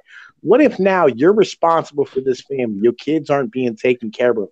Not only that, you're working 12 hours a goddamn day at that fucking prison and shit, dealing with all these fucking inmates coming home all fucking tired and exhausted and shit, stressed the fuck out. You know what I mean? You're paying all the fucking bills, doing all the goddamn grinding and shit. Right. You know what I mean? What if your woman, you know what I'm saying, she's sitting around on a fucking ass playing Candy Crush all day. Your crib's fucked up. Your kids is fucked up. Your house is fucked up. You ain't got no food to eat. You handling everything. And you ask her to take care of shit and she's not doing it. What if your kids ain't going to the doctor? What if your kids ain't motherfucking standing here being taken care of? What then? So here's the question. Are you going to be a man? Are you going to take care of your kids? That's not the question. No, that is the question. Have another half of you. No. That is the question. Because the woman ain't going to fucking take care of your kids at that point. But wait, Ace, though, dude. Every king has a good queen behind him. And if you don't have a good queen, you cut her fucking head off. Fuck them. And that's the thing. You cut the head off. So what? If she is a fucking piece of shit, you still take care of your fucking own. You do what you need to fucking do. And you still show that you fucking provided for them. You did everything that you did. All right, bitch, you don't want to fucking take him to the doctor? You know what? I'll fucking take my time off. I'll take the fucking hit on work and fucking show that through a court system and say, I fucking have you been through this court system? Yes, I have. Well, I just yes, I have. I made you listen. I lost hard, nigga. I lost hard. Nigga, I am paying for a 5-year-old who ain't even my own fucking kid. Yo, I'm saying though, right? Like, what I'm trying to say is that, like, I got you. This system's fucked. Right, this system's fucked. Yeah, no, you know what I mean? So, like, she leaves, he's taking half your shit and your kids with her. You know what I mean? Now you ain't got your wife or your kids, and you coming out your pockets. You know what I mean? So your best bet is to keep her with you and make her do her fucking job. Yes, in one sense, and on the other sense, it's completely fucked.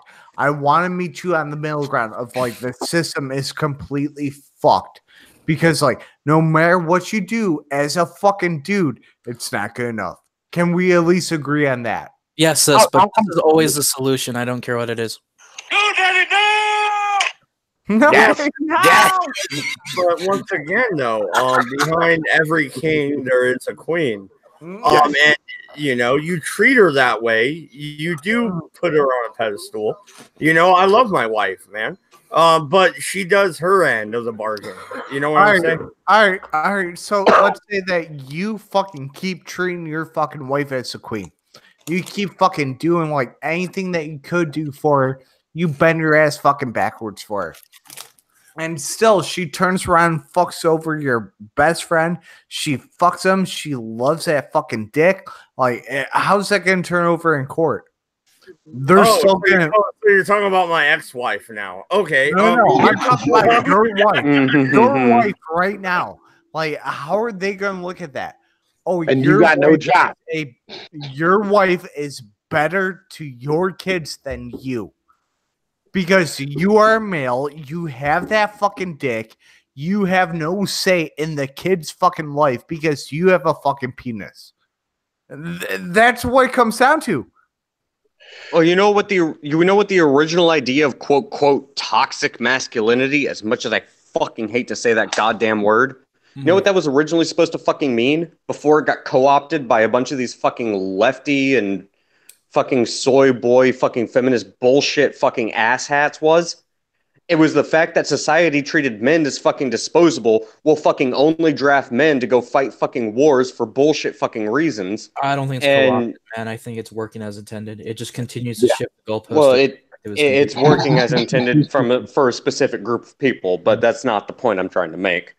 It was originally supposed to say, men actually, from a societal standpoint, should not be viewed as fucking disposable. Let's look at the crime rate of children that grew up in fatherless households. No. Let's look at those statistics. No. Oh shit! Never. Are we talking about Chicago again? This was my point. No. This was my point I was trying to make. Not even if you look at people that do certain jobs, you're going to see a statistical differentiation, which would be expected because I'm sorry, if my job is, I don't know, I might get shot today.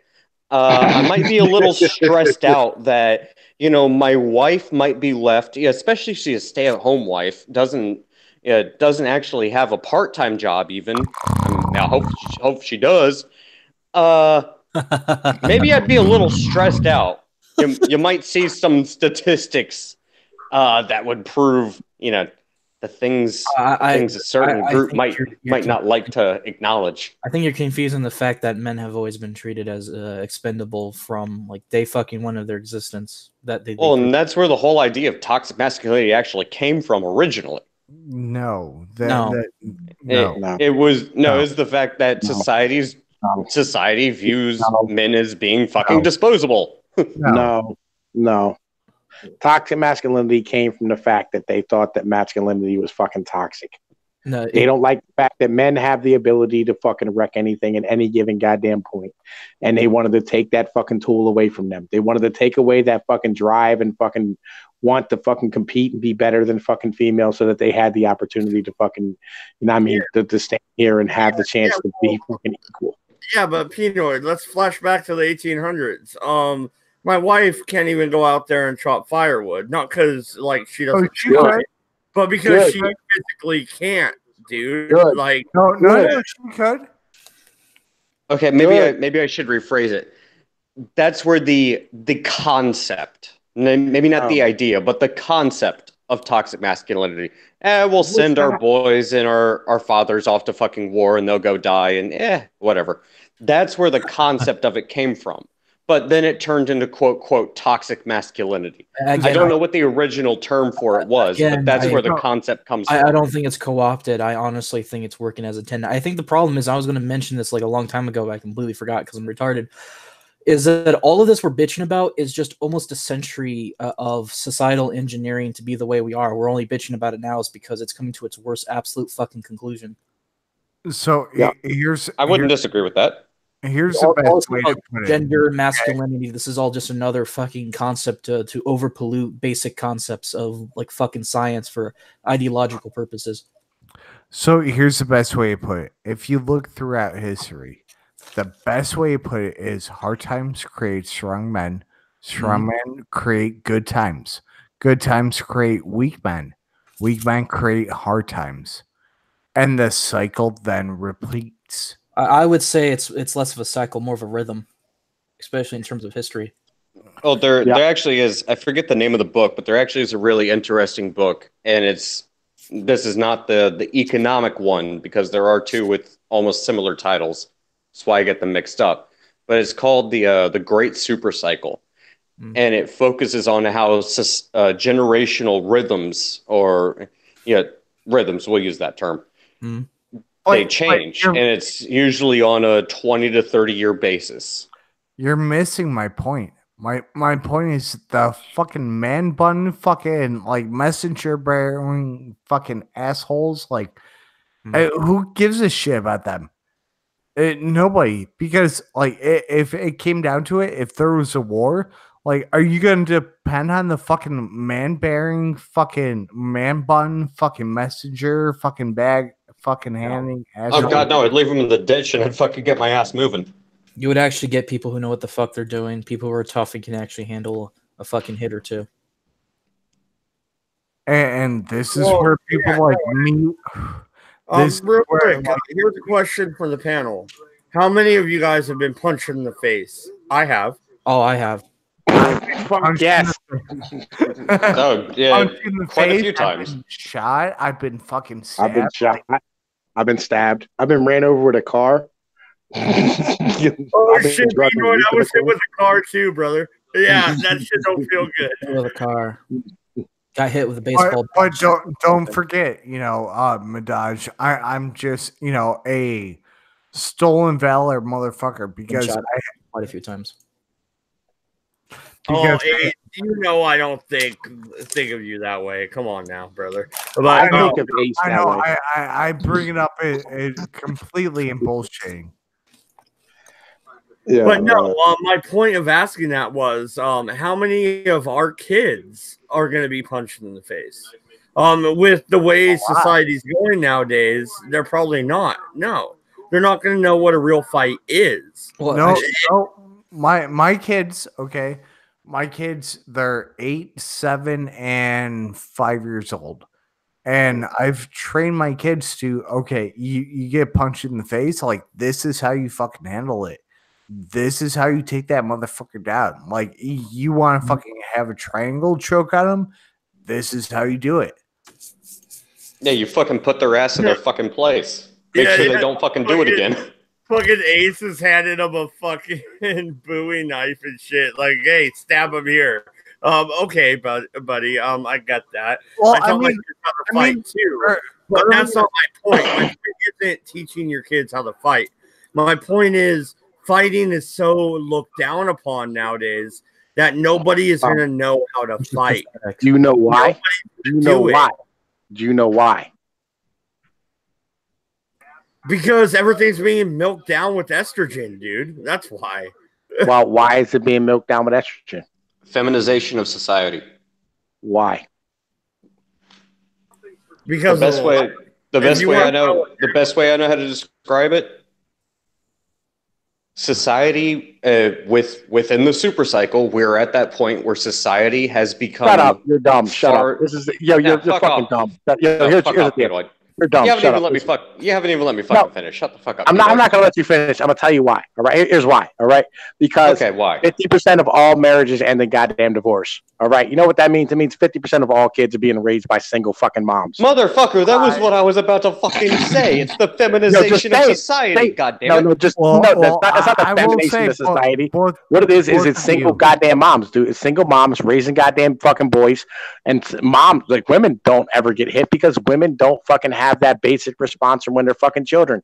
They don't use violence to fucking solve their problems. They use their fucking mouth. All right. If children are being fucking raised by women, what the fuck do you think the outcome's gonna be? I do have to fucking bring up two different points. Okay, it's not 50%; it's 70%, and not only that, it's 70% in black communities. It's 50% and it's fucking encouraged. Well, it's fucking encouraged by the systems we have in place. So let's be honest about this. Okay, females know that they could sit there and push those fucking buttons for males, and they could sit there and fucking say whatever the fuck they want, knowing that if they get hit the fuck back, that dude's gonna go to jail. Yep. That's a big fucking difference. And that's a huge fucking problem with our criminal justice system. Like and so like if fucking I had a fucking incident with a fucking female, like she was fucking throwing hands, and all I did was fucking put my arms up. Like I did not throw hands back. Like she was drunk as fuck. And fucking she just kept throwing hands at me. Like I wanted to fucking choke her the fuck out. But I already I should have. Yes. Situation is you buck, you grab, and you wrap up her arm, and you put it behind her back. No. Push down, push up. Even then, you'll still go to fucking jail. Ace is 135 fucking pounds. Oh no, dude! Like I'm 175 pounds. Either way. So even then, you got a dick, so it doesn't fucking matter. You're still going to fucking jail according to our fucking legal system. According to our legal system, so you are allowed to defend yourself. You are allowed to disarm them, and you're I am not. No. Do not fucking sit here and placate me, because what ended up happening was this woman that I was dating at the time, she threw hands at me, and I just put my hands up, like I protected my face. And as soon as I knew that the cops were coming, because my neighbor said, like, I heard the fucking loud argument that you were having, and I went outside, I fucking put my arms up above my head, and I waved for the sheriff to show up. And he was like, all right, what's going on? I was like, listen, man, she's drunk. Hey, she's being belligerent right now. Like, is she threw hands on me? Like, I was not willing to fucking put any hands on her. She hit me in the face. She hit me here. She hit me there. And she ended up getting fucking arrested for it. Because, like, I will not fucking put hands on her. And like, as soon as he puts hands, he's fucked. No matter what the circumstances. Yeah, exactly. That's the point. Especially out in Texas, that's where I was living. In Texas, they don't give a shit if it's male or female. If you're a male, you have the power over a female. So they're gonna fucking shit on you. Mm-hmm. And even then, you'd be lucky, because if she got a fucking good lawyer, and there's plenty of them out there that would jump on a case like that, they'll fucking take that clip out of fucking context and fucking convince a jury, oh, he put his hands up. That means he was about to hit her. I guarantee you'd be without a lawyer, he would get you are allowed to defend yourself. Yo, just eat off, nigga. Like, look, that's what I do, bro. Look here. You know how many times, look here. All right, I'll be real with you. All right, I'm a violent dude. All right. All right. Depending on the female. Like, I was married twice, right? My second marriage, I was married for 6 years. I never put hands on my wife. But my most recent relationship, right? I was with this bitch like on and off for 3 years. And in between them on and off for 3 years, and before that, I was with a chick for like 6 years.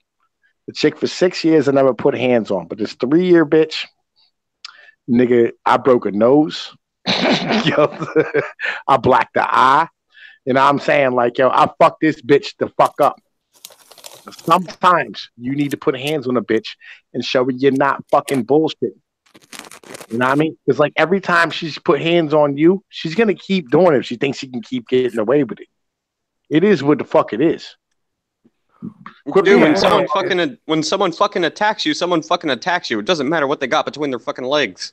No, the thing is, you say that in terms of writing, but in terms of how it actually happens with females, you're fucked if you touch them. You're looking at a court of law versus what actually happens male versus female. Yeah, the court will look at it differently, but and this is one of the reasons. Here's the thing: when I was growing up, my mom always told me, "You never hit a woman first," and she always said first, because if the woman comes at you and raises her arms like she thinks she's a man, then according to my mom, she deserves to be treated like a man. Nah. That's the way my mom's came at it. I have never hit a woman. Now, my mom went to me and went like, Kaz, I know we're never hit a woman. No. My mom went to me when I was high school. I was like, I know that it's supposed to be equality, but obviously these bitches don't understand equality. So when these chicks come after you, do not hit them, or you're going to be screwed by the court. They're going to fuck you up if you do that. Well, and I'm not wrong. I know plenty of people who actually did get fucked up because they actually did defend themselves against a crazy ass female. There's a lot of crazy ass females where I'm from. And that's exactly why I fucking just put my hands up, guarded myself, and walked out. Because I knew the cops were on the way. And I fucking put my hands up. As soon as the fucking sheriff showed up, he was like, all right, man, what's going on? I was like, listen, I don't want you to think that I have any weapon on me. You feel free to fucking search me. Like, my arms are up. Fuck it. The aggressor is in the house right now. Go ahead, go into the house. Like, I'm one of the residents of the house, so I give you permission to go in there and to check her fucking wounds versus my wounds. And like, it was a big fucking difference. Like, this bitch ended up getting fucking felony charges against her. It wasn't me that was pressing charges against her. The state fucking pressed charges. Well, that's why our society is so fucked up, because they the way things have been put forward, they immediately say, well, it's always going to be the man that's the aggressor. It's always going to be the man that's the violent one. Mm-hmm. Have you seen fucking bitches fight? This bitch could come at me with a fucking knife. You think I'm just going to sit there and let her fucking stab me? Like, hell the fuck no. No, I'm not trying to spend fucking 2 weeks in the hospital. Fuck that. Yeah, I should know. I appreciate my mom a little bit because she's like, don't trust a female. Don't be alone with them. Don't fuck with them. And when they're trying to start shit, don't touch them, or they're gonna fuck you in court. Doesn't matter. Yeah, and who do you think the fucking courts are gonna believe? They're not gonna believe me, that's for sure. Cass, that's why I'm saying, like, one of the things I did is, like, I fucking walked outside. Like, I fucking put my arms up outside. Like, I was fucking, good to go. Like, fucking, as soon as the cops pulled up, they're like, what the fuck is this dude doing? And I was like, I am no threat. Like, I am not trying to have any fucking, threat on you. Like, I'm not trying to threaten her. Like, I just want to show you, like, I'm a decent human being. Like, let's separate ourselves between the situation. Like, you want to separate that party from me? That's fine. Let's talk about it, and let's have your investigation and move on. Well, no, Ace, and like, I don't know if I told you this story before. I've said it on air a couple of times, so I'll go ahead and say it again. But no, the closest I ever came to hitting a woman, like, my ex's mom wigged the fuck out. She was like bipolar and fucking manic depressant. She just like wigged out. And she started hitting me, and I'm backing up down the hallway, and she's just fucking hitting me. And finally, I just push her back, and then I grabbed my butterfly knife out of my pocket and chucked it. It hit the wall right by her head. Yeah. That was bad. I then walk outside, and I hit the trailer because, it was a trailer. Yay, me, white trash. But I turn around, there's a cop, and he goes, get on your knees. And I'm like, fuck you. He's like, get on your knees or I'm going to fucking tase you. And I'm like, all right. What ended up happening was she got arrested for buying me alcohol, and I fucked her daughter on her bed. So long story short, I think that qualifies as a drink.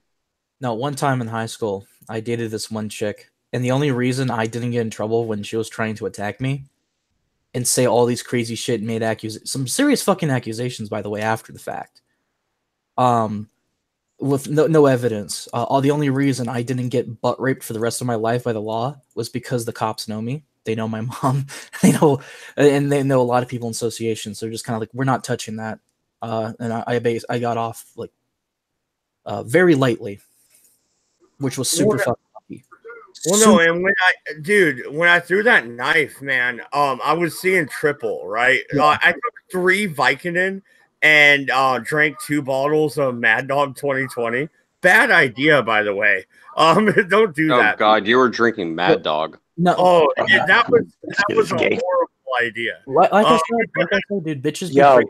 Bitches. Do you want to hear about the most wokest abortion ever? What's that? All right. So when I was like 16, I gave a bitch an Irish abortion, right? Oh boy. But she was Native American, right? She was Cherokee Indian, right? So I was an Italian dude giving a Native American an Irish abortion, right? And on top of that, I did it with a Japanese motherfucking stereo because I hit her with a Sony motherfucking boombox. Mm. Yeah. So that's the most wokest abortion ever in the history of mankind. And you can't get in trouble for that. Yeah. Because it's woke as fuck. I feel like that's cultural appropriation. Dude, like I was seeing triple at the time, right? And I aimed at the one on the right side, and it missed her fucking face by about 3 inches and stuck into the wall. So I probably could have killed this bitch, dude. The thing is that when I was a kid, when I was younger, obviously I was a lot more violent than I am now. Anyone who tried to basically attack me, I would instantly beat them the fuck up. No exceptions. And crazy bitch tried to attack me over some stupid shit. I attacked it, coming at you with some serious shit, trying to stab you with shit. And bitches be crazy, but you always have to be careful because it doesn't matter what you do. If you do that one thing, like touch them, of course they're gonna fuck you up to the law. And there's very few things you can do after that. You're basically. It depends. It depends on your pipe game. I'll be real with it. It depends on your pipe game. Yeah. Like, because I've done it a few times, and like my pipe game has saved me. Yeah. And I had a bitch one time. She held me hostage with the police for probably 6 months, something like that, while the court case was going on, until it came time for her to testify, and she said no. And then they dropped all the charges because she refused to fucking testify. Mm-hmm. And I mean, it was just about the fact she wanted to keep the pipe game where the fuck it was. That's kind of what the situation was. Really intimidated her. You know what I mean? I didn't intimidate it. I didn't intimidate shit. She tried to hit my son with a Louisville Slugger at fucking 3 years old. Oh, and I fractured the side of her skull with my hand. I would say more accurately, it's like I kind of gave someone a knuckle sandwich to a knife. No, more like I tried to save my fucking child's life from a crazy son of a bitch. It's more like I did what I could. I was trying to joke around with you, but that's some fucked up shit. Like, whoa, no. Yeah, this is the white trash no state, nigga. Yeah, at that point, this is the point I made, or I was trying to make, when it comes to you try to fucking stab me or some shit. I don't care what the fuck what's between your legs. No, you try to do some fucked up shit. No, motherfucker, I don't care. I'm gonna fucking protect my life. I'm gonna protect my fucking kids. I'm gonna protect the people that fucking I care about. No, you can go fuck yourself if you think oh no, it's a woman, so it doesn't matter. Just let her stab you once or twice. Like I said, fuck off with that shit. I've literally been shot at. I had people try to stab me with knives. I had this one fat bitch try to run me over her car once because she hated me over when I made fun of her for being like a Tumblr feminist, and she literally tried to drive her car over me while walking down the street. That sounds exactly like a Tumblr feminist, dude. Yeah, so I've known plenty of crazy bitches. I've dated a few.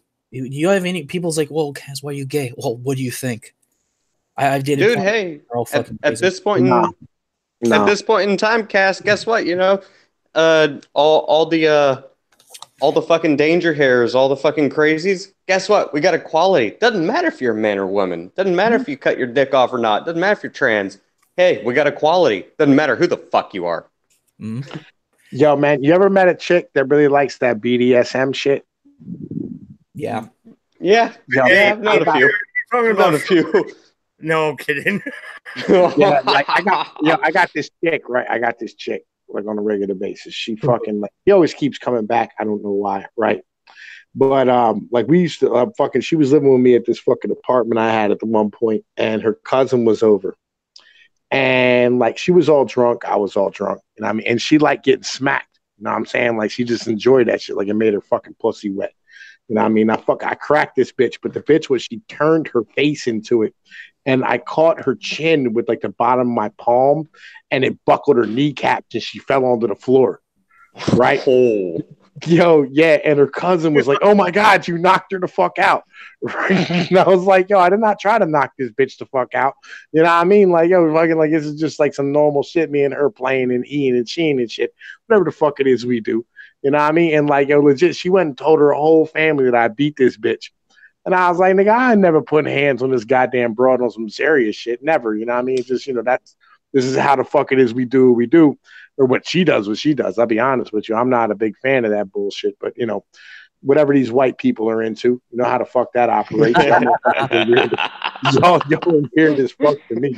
You know what I mean? Broads be like, poke me, slap me, punch me, hit me, smack me with a wet newspaper. I'm like, bitch, I got 2 hands.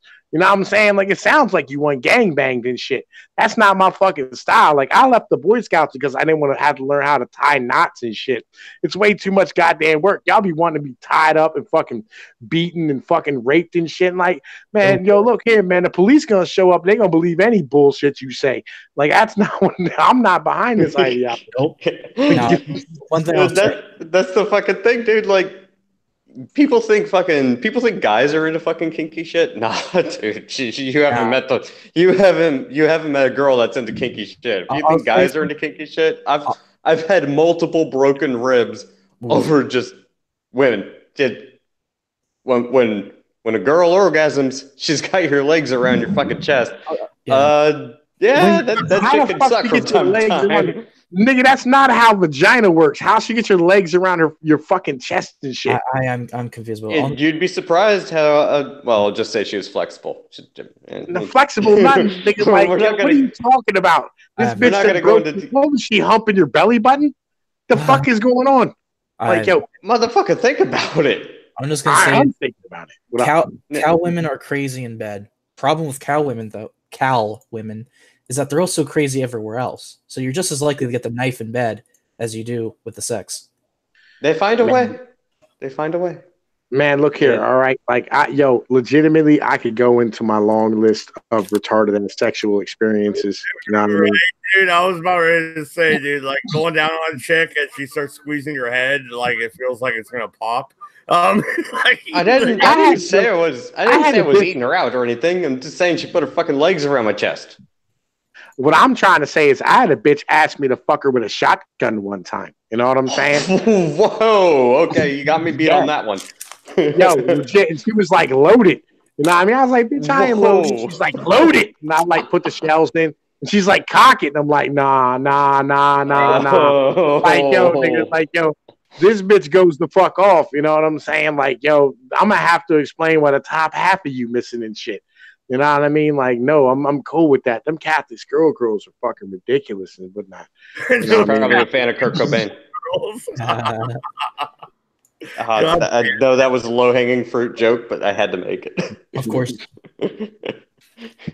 Hey, I go for low-hanging fruit. What can I say? If you ain't never had a cross-eyed bitch switch from pussy to asshole mid-stroke while she's riding you, nigga, I don't know if you've lived properly. You know what I mean? She got one eye looking at you, the other one looking directly at the camera and shit. You know what I mean? Fucking like, you know, she stopped breathing when she starts getting off. She's like, as long as her name ain't Annabelle, I guess I could get into it. Oh, for fuck's sake, dude.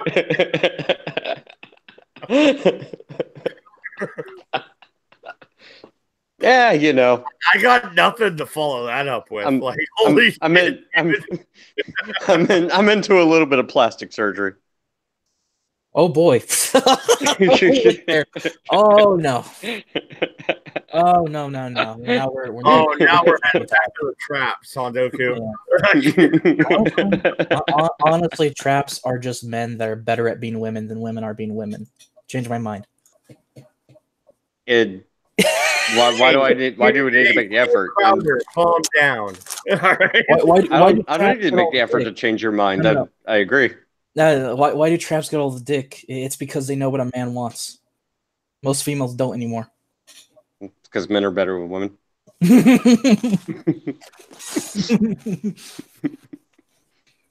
That's why I respond to feminization. I'm just like, they're going to end up realizing that men are going to be better at being women than women are being at women or men. I mean, fuck, one of these days, it's just going to be Alita Battle Angel, but I'm not going to make the joke that I want to make. There's a Blade Runner 2049 reference there too, but I'll leave that one for the there's always for the VR. The consequence of being in Cal. What's that? All the crazy bitches are crazy. You're either gonna get fucked, or you're gonna get fucked, or you're gonna get stabbed with a knife in bed. Who knows? Could be both. Ed, roll the dice. Yeah, roll the dice. That's why I don't. Roll the dice and move to Florida. Oh, Florida's fucking worse. Yeah, I don't know if I'm gonna roll the dice when it comes to Florida. You got your crazy swamp bitches in Florida. Well, I don't know if you want to fuck that. I mean, I like alligators. What do you know? You're probably a yeast infection of someone's fuck. Your dick. Hey, gator is some good. Swamp dick just got a whole new meaning. Oh yeah, swamp dick. Wait, did we lose both Pinoid and Ace? Yep. Yeah, well, they're scared of swamp dick. I mean, I'm about ready to run away. I would think Tom would even. Mad Dodge, you don't run away from any kinky shit. Be honest. Nah, he likes the kinky shit. Mm-hmm. It says Trap Nation all the way. I'm going to say that. Yes, all the way. Trap Nation. The Trapno State. Men are going to be better than women at being women. I mean, fuck, I'm just going to have to take the alligator to Thailand and just gonna have to make that my waifu. Just gonna have to put a ring on it. Hope my hand doesn't get bit off. Well, no, I figure that could be my parody account for Pinoy's channel. He's got the fucking Trebu State. We'll go with the Trap New State. Do it. Oh yeah, Mad Dodge. I noticed. Sorry to cut you off there, Cass. No, it's fine. Noticed you like that. I drink and I know things. Title for your streams now. Is that what you're going with? Is this like season 2? I do drink and I do know things. So yeah. Are you still doing or is this just like a new series and we just talk about random shit type of stream? I think it's more of a philosophy series, to be honest. I kind of when I go with that, I kind of want to just argue philosophy, really. Like, actually, speaking of philosophy, I wish I was there when Zell was kind of spewing out his determinism philosophy. And I was just going to be like, nigga, it's God. It's basically causality with a different coat of paint. Stop it, nigga. It's well, no, and, that's the thing. Like, I was trying to argue with the predetermination as well, and I was like, what way do you want to go about it? Do you want to go scientific? Because I'll bring to you quantum theory and the multiverse, and every outcome has already happened. So perhaps. Oh, I won in on this. Well, and no. By the way, Mad Dodge, I know things, and the other thing I do. Cheers, motherfucker. Well, see, the problem with determinism, and I would have went in there to say that, but the problem was I was kind of busy that day. I couldn't get in the stream. The thing about determinism as an origin is it was basically born out of causality, which was the religious concept of essentially it doesn't matter what your decisions are, things are already set in stone, and things are going to happen the way they're going to happen, basically because God. And then determinism is just a bunch of nihilist pseudo-intellectuals come in. They take the term, paint it into something different, and then said, because reasons. It's the same philosophy, different. No, Cass, you're not wrong at all. Yeah. Like you look at Stonewall Jackson.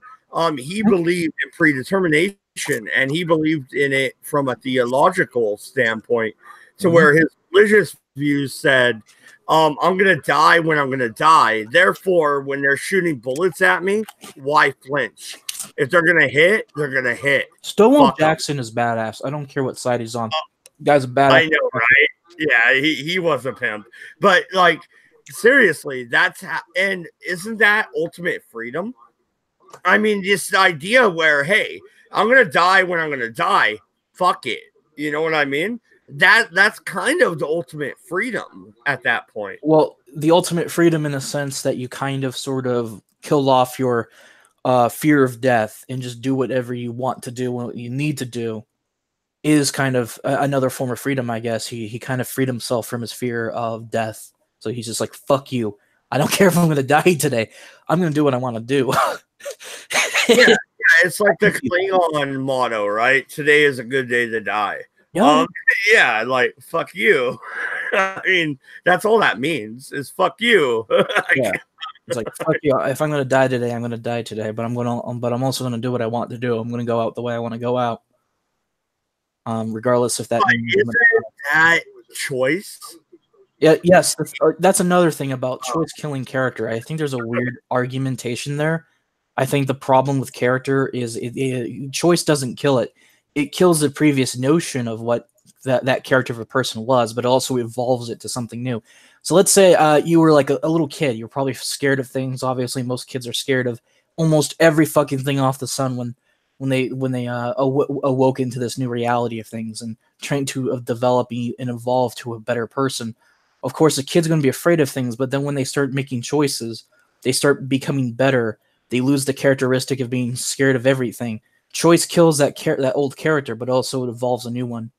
That's the demonstration of choice. Things die and things become new. The old characteristics die, new characteristics are born. Well, no, and like, I don't believe in the ideal of predetermination, and I do believe that we have choices. But then again, I was raised Catholic, so when I'm looking at the argument, even though I'm more agnostic nowadays than I am religious by far, when I look at the argument, I'm looking at it from the point of view of my upbringing, and if God is infallible, he told the angels what they could do. Lucifer was always going to fall. That was always going to happen. But Eve eating the apple wasn't predetermined. That was the choice of Lucifer, who made the offer to her, and she chose to do it. That was free choice. And then you'd evolve it from there. You know what I mean? Yeah, I would say the way we argue about what is you and what is freedom and what is choice has been diluted a lot by people who go, well, we look at our automatic way of how we live, how we breathe, how we eat, how we think. Therefore, there's no freedom. But I disagree with that. I think we all have the freedom to choose how we're going to die and live our lives, and have the freedom to choose what we're going to do with it. And that's the only thing that really matters, in my opinion, about what is choice. You do what you do with your life. That's the only choice you have. And chances are you're going to have to choose what way you're going to go out. That's basically it. I tend to agree with you. This is actually something I very, very much enjoy talking about. I think I've talked to Mad Dodge about this before, but there's only two significant points I want to bring up on this. The first being, if we are quote quote created in his image, well, if God has free will, then by extension we have free will. So, okay, I know two definitive factors.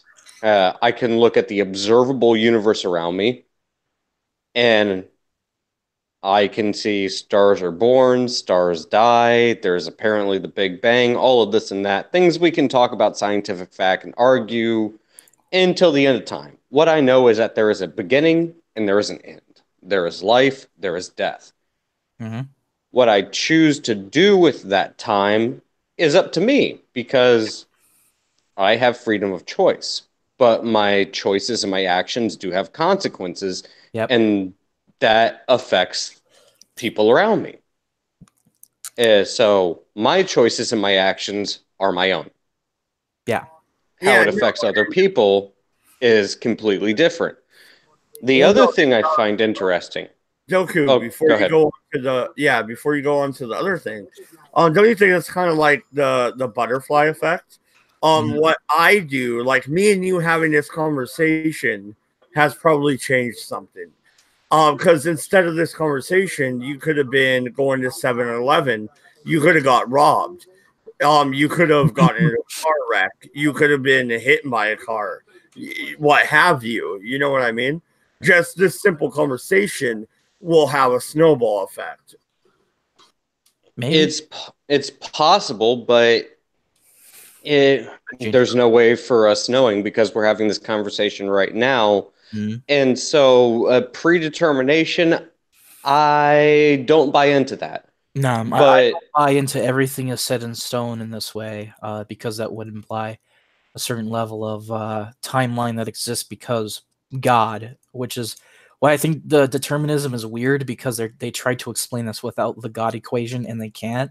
So it makes less sense than causality because causality has the implication of God, while determination is the same thing without the implication of God. Therefore, the determination become the predeterminationism gets confused and kind of meanders around the question. Well, causality seems to have a more obvious implication. It's pretty straightforward what its belief systems is that things are set in stone, doesn't matter what your choices are, you're going to end up on this way or a certain way or what have you, or certain characters on a page will do their thing, what have you. Well, you know, I think about things. Sorry, Matt Dutch, I'm going to cut you off real quick.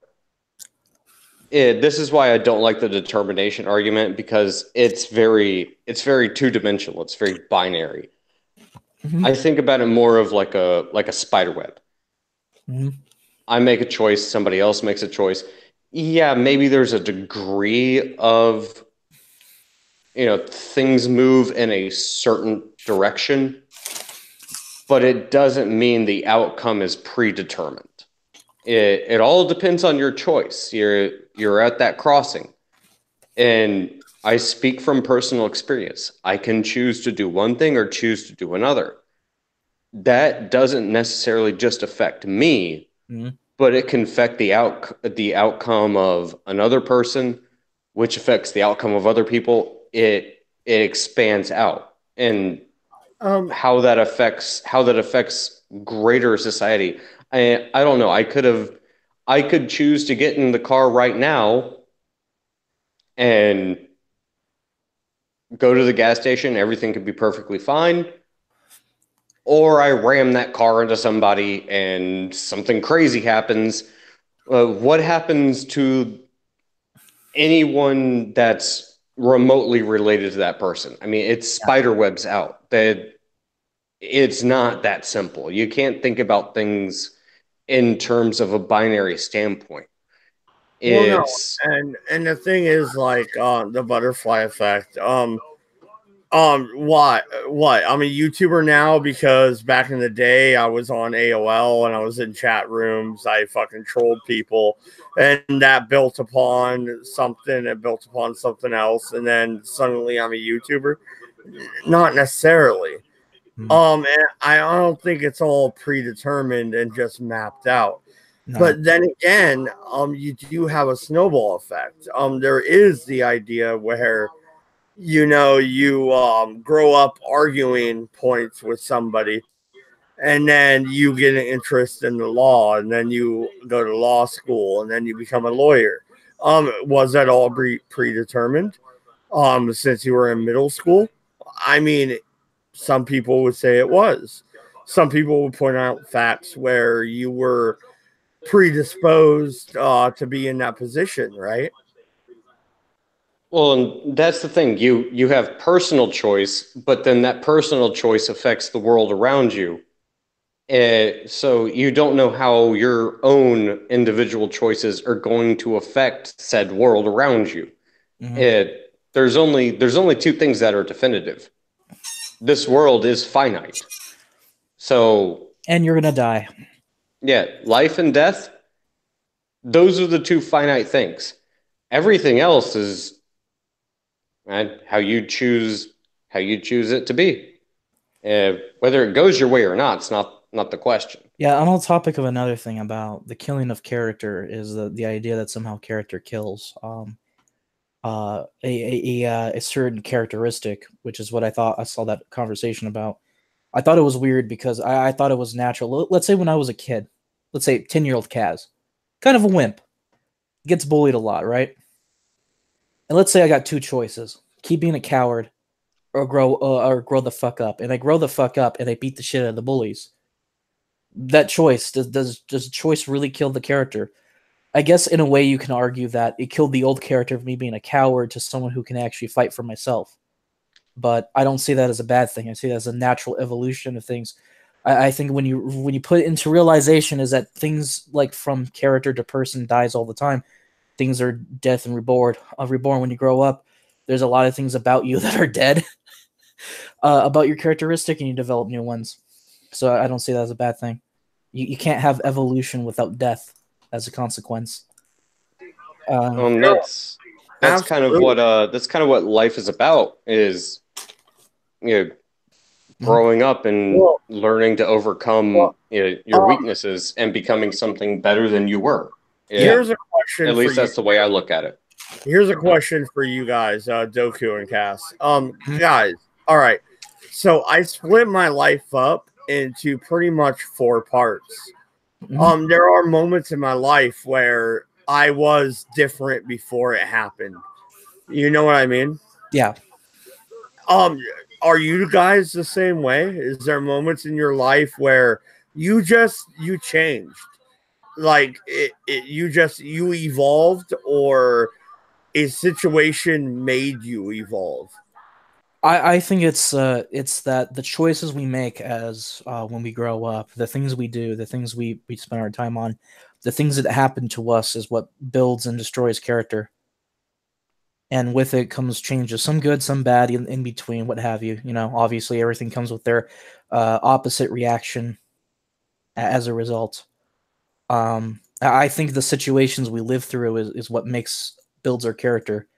We kill off maybe some bad things about ourselves, and we replace it with new things depending on our decision. Like 10-year-old Kaz being a coward, grows up, beats the shit out of bullies, and then stops being a coward. That's evolution, with the proper choice to how you deal with the situation. And that's just a 2-choice basic situation. We can talk about like the reality of like 100 different ways to handle one particular situation that can also build character differently. Absolutely. Doku, what about you, man? Is there times in your life where it was just a turning point, man? You were someone different before this happened. Like kind of like World War II and the whole world. Yeah, 2 very strong, distinctive points in my life, and I don't disagree with Cass at all. He's not wrong. Like when I was a kid, I was in one hell of a huge weird position as a kid. Given that I used to travel the world because my family was a really high military officer. They were heavy in the ranks. And I get to be in places like Saudi Arabia for a couple of years and other places like that.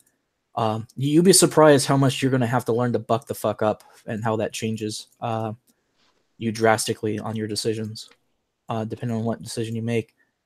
And sometimes you end up in that position where you're in some really fucked situations and you're going to have to really learn to buck up or not. And that may change your character a certain way. Maybe more extreme. Yeah, and I guess since we're on the topic of conversation, and because I'm a bit of an asshole, so I don't really give a fuck about sharing personal experiences. Yeah, I've had actually two experiences. Mm-hmm. The first was the first person I actually ever really loved committed suicide, and the second person I ever really loved died of a heart attack, but I actually managed to end up saving her life because she had a heart condition.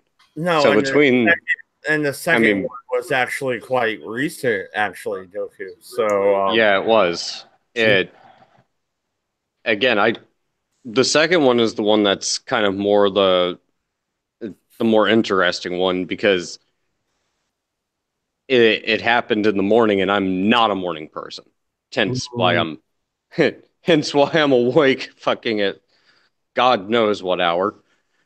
Well, it's almost midnight here on the West Coast, so yeah. So late Here as fuck for me.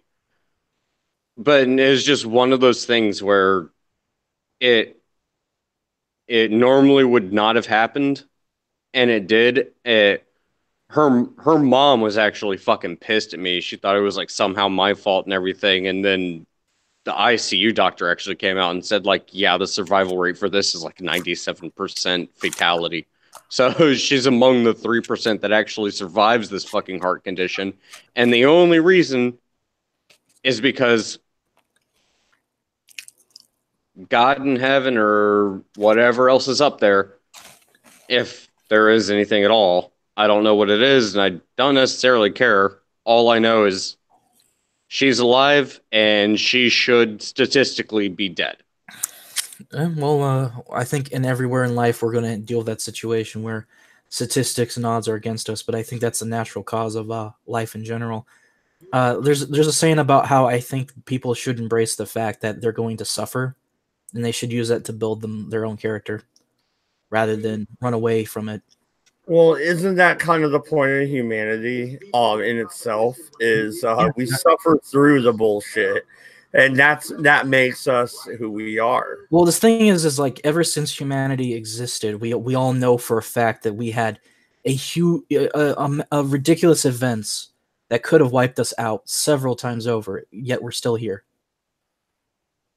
I mean, despite the statistical odds against the species, why are we still here? What about the dinosaurs? That's exactly the point that I was trying to make. It's if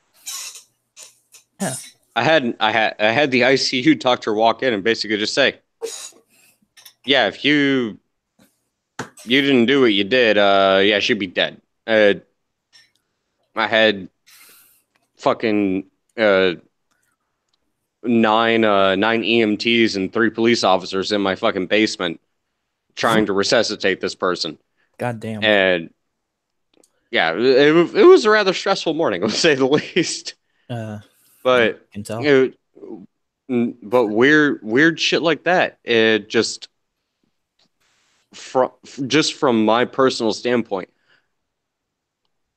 I do not wake up at that point in time, and I'm a heavy sleeper. I do not wake up at fucking 7 in the morning. I just don't. Especially not at the point in time where this happened. Had I had chosen to sleep or do what I usually do, yeah, she would be dead. But she's not. I made a choice. That's changed the course of everything. I had a choice. No, and there's I don't know if you want to say who she is right now. Kim. So. It's Kim. But, yeah, Kim is a fucking awesome person too, and that's fine. It's not like I use anything against Kim. No, and she's much more of a badass now than she actually used to be, because now she likes to call herself a fucking cyborg, and I gotta give props to Kim. If you ever listen to this, I say if it were me, I wouldn't be able to take it that well, because I mean, fuck you. You spent fucking 3 weeks in the ICU. You got a defibrillator in your chest, and you were dead for about an hour. Well, Doku, pretty fucking badass. Doku, pretty fucking badass. Doku, think about it this way, dude. Have you watched Breaking Bad? You know the episode where he walks in and his partner is lying in bed next to his girlfriend, and she is ODing on heroin. Yeah. And Walter White just walks away. Yeah. Life could be a lot different. Yeah, again, it's all about choice, and it's weird because normally I would say, okay, it was a situation, but when it comes off of a few years where I'll be honest, this is far before I was ever, even on YouTube or knew anybody that I, stream with or anything. Mm-hmm. Yeah. The first person I ever, like I said, ever truly loved in my life, I knew her parents rather well, but she had scars on her arm. Mm-hmm. I already kind of knew, like, okay, yeah, there's issues here, obviously. Like, no shit, Sherlock. Yeah, obviously. I mean, she committed suicide, and that fucked me up for quite some time. I got to the point where I was like, you know what, fucking yeah, screw it. Fuck everybody else. Fuck the rest of the world. I'm gonna do whatever the fuck I want. I don't want to care about anybody. I was at the point where I was like, I don't want to love anybody again. I'll be perfect. I'll be perfectly fucking honest here. I'll take off the veil of my toxic masculinity. my toxic masculinity. Oh, yeah, because men don't have feelings. Nah, but I was like, you know what? Fuck the world. Fuck everybody else. I was like, I don't care about anybody else. I don't care about what they do. I don't care about what becomes of them. And that's how I viewed the fucking world for 2 years of my fucking life. And it was fucking terrible. I'll tell you this much. It was fucking terrible. It's more of a challenge than it is an ideology of peace. It brings more pain than it does solving them. Oh, dude, it was beyond nihilism at that point. Yeah. It was, I'll say, it literally boiled down to just fucking hatred, because nihilism is hatred of existence. That's the point of it. And that's the way I pretty much viewed the world for 2 years of my entire life. The only thing that actually brought me any pleasure was just getting shit-faced drunk so I couldn't fucking remember anything. I mean, I woke up in my fucking garage, butt-ass naked, literally butt-ass naked, with a fucking bottle of Jack still in my hand. And the first thing I fucking did was take a swig of Jack. Because that's how much I fucking hated the world at that point in time. Because, like, this is bullshit. This isn't fair. Like, this is crap. Like, yeah. Well, you know, my question though. Well, my dad, my mom, completely down my throat. I was a piece of shit at the time. I hated the fucking world, and the only thing I was doing was being a piece of shit drunk. It's more like you're putting yourself in a self-destructive phase of how you view things, and it's fucking. Well, no, and here's my question. One of my best friends committed suicide. Mm-hmm. My first thought was he didn't do it. He was murdered. Did you go through the denial stage like I did? Because I did. No. There was a day where I went through the denial stage. Like, I couldn't wrap my head around it, man. I didn't. I know a few people who did kill themselves, and my response was, it was unfortunate that they were that weak. That was my response to it. And you want to know why? And that's the kind of person I developed myself into. When I was a kid, I had 2 times when I was on death's doorstep. Not joking. And ever since then, I kind of view it as life is unfair. Very much so. But to kill yourself is to succumb to the world, and thus is weakness as far as I'm concerned. So to me, I was like, I cared about these people. But of course, I'll remember their deaths as basically more than just of them just giving up and becoming weak and not realizing that there's another solution than just killing yourself.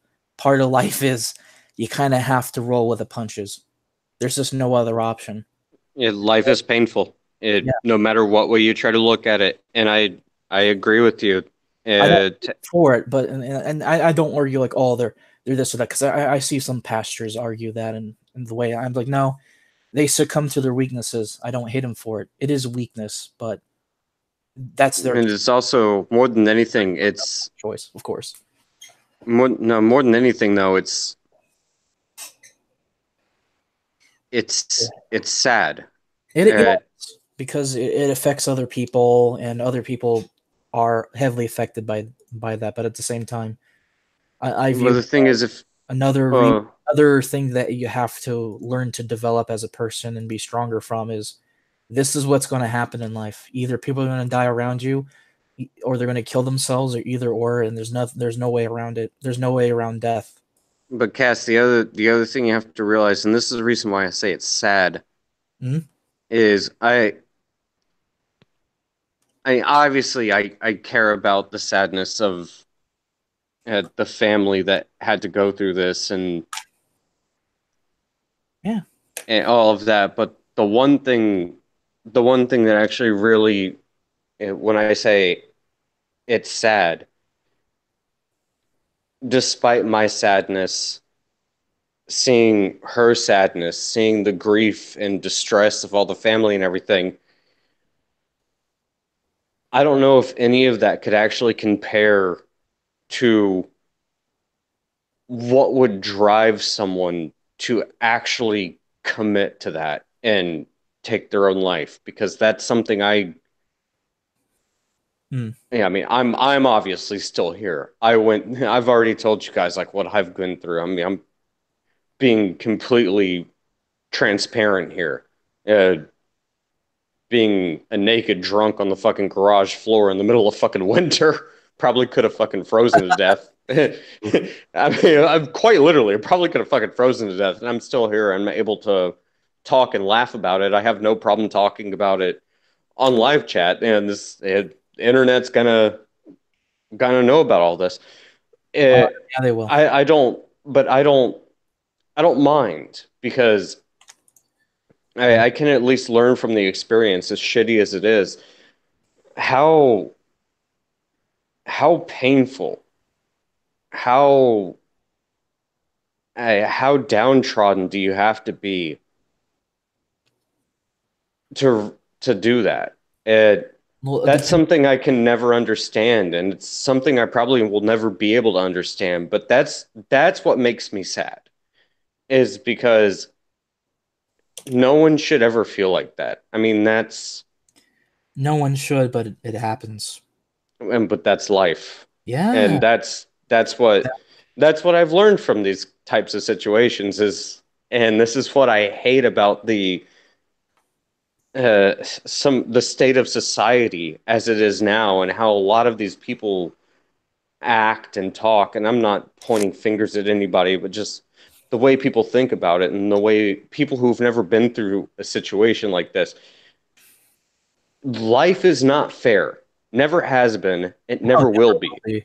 Exactly. I say that to all the progressives all the time that talk about safe spaces and all this shit about, oh, how this is unfair. I'm like, yeah, it is. How are you gonna fucking fix it, faggot? Because clearly none of your solutions are working. There is no. You're never gonna change it. It's impossible. Yes, it is. It is impossible in every way. The better way to do it is how you use that suffering to better yourself. And sometimes people go and kill themselves. Unfortunately, it happens, and it's probably a painful process that they self-destruct so bad that they do kill themselves, because it is a sense of mental self-destruction. They are destroying themselves to the point that they can rationalize killing themselves. And that's the thing, is you're never going to be able to change that, because unfortunately, at the end of the day, no matter how much you might want to change that, they're not you. That's them, and that's their decision. And there's not, if that's what they're committed to, if that's what they want to do, there's not going to be a damn thing you can do to change it. Yeah. And that's just the sad truth of it. It's sad and it's painful, but that's the truth. The only thing you could change is yourself. That's the only thing you know for a fact. You can change your trajectory of where you want to go with that. Hey, I'm here. So are you. So is Mad Dodge. And again, that's the reason I can openly talk about it. It's tragic. It's still, to this day, it's still painful. I will not pretend that it is anything more or anything less than what it is. We'll take it from somebody who, at the age of 5, was already exposed to death several times and seen some shit. Especially after being around the fucking Middle Eastern countries and being forced to deal with that shit. It's just how life is. No, I believe it, and I understand exactly. Well, maybe not exactly, but I understand on enough of a level to understand what you're saying. Yeah, it's just the thing is, death is constant. And I guess you can argue as death is the default state of everything. That's why living is so damn important. That's another quote I like to use sometimes because it's a great way of saying, life is full of problems. People die all the time, but at the end of the day, you got to live. There's no point. Hey, if I had succumbed to my depression, there's a chance I wouldn't be around here to share my story. And maybe if somebody is around to hear it, maybe it helps them, and maybe it helps them not feel so bad, so that maybe some good will come from it. I hope there's some good that comes from it. Because I'm around to share it. As long as we're all alive, we have the opportunity to develop ourselves physically, mentally, emotionally, what have you. And life is like that. A lot of problems, too many problems, quite frankly. Things that we've been dealing with for thousands of years, and we still haven't figured out how to fucking fix them, because we never will.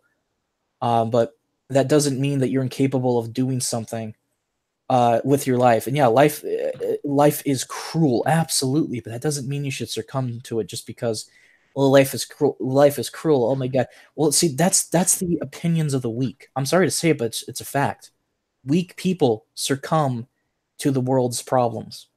Strong people have what it takes to make small changes, the necessary changes, and the way to develop a better society. That's why strong men create good times. And those changes are always, without exception, painful. Yes, there's a cost to everything. That's why life is full of pain and sacrifices. Everything we have is a result of a sacrifice of a previous generation that did some really fucked up shit to get where we are right now. That's just how it is. Hence why I hate the idea of safe spaces. It's like, hate to break it to you. Welcome to reality. And I also it sucks. Talk about history. They always talk about the horrible things about history and how evil it is and all. Like, and they always attack like America for the past and all these things. I'm like, yeah, that happened. What are you going to fucking do about it? Is there really a choice to? No. All of that things happened, existed for that reason, and they're all a part of the result of why we're here. Why not we do stuff about it now so that doesn't repeat?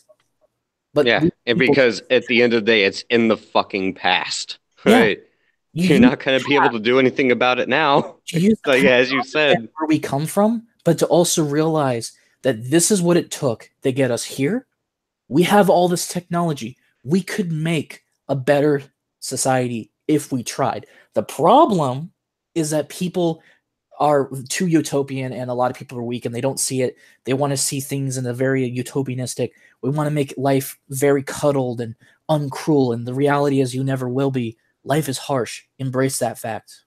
Stop being weak. Well, and that's the thing from a societal standpoint. You could create the perfect utopian society, and the only thing it would take to destroy it is the sun to go out.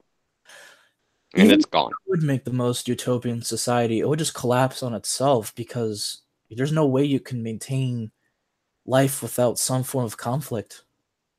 Like, I remember people arguing about peace and how evil war is. I'm like, yeah, it's a necessary evil, unfortunately, because all of this war is what made this era of peace. But this era of peace will fall eventually.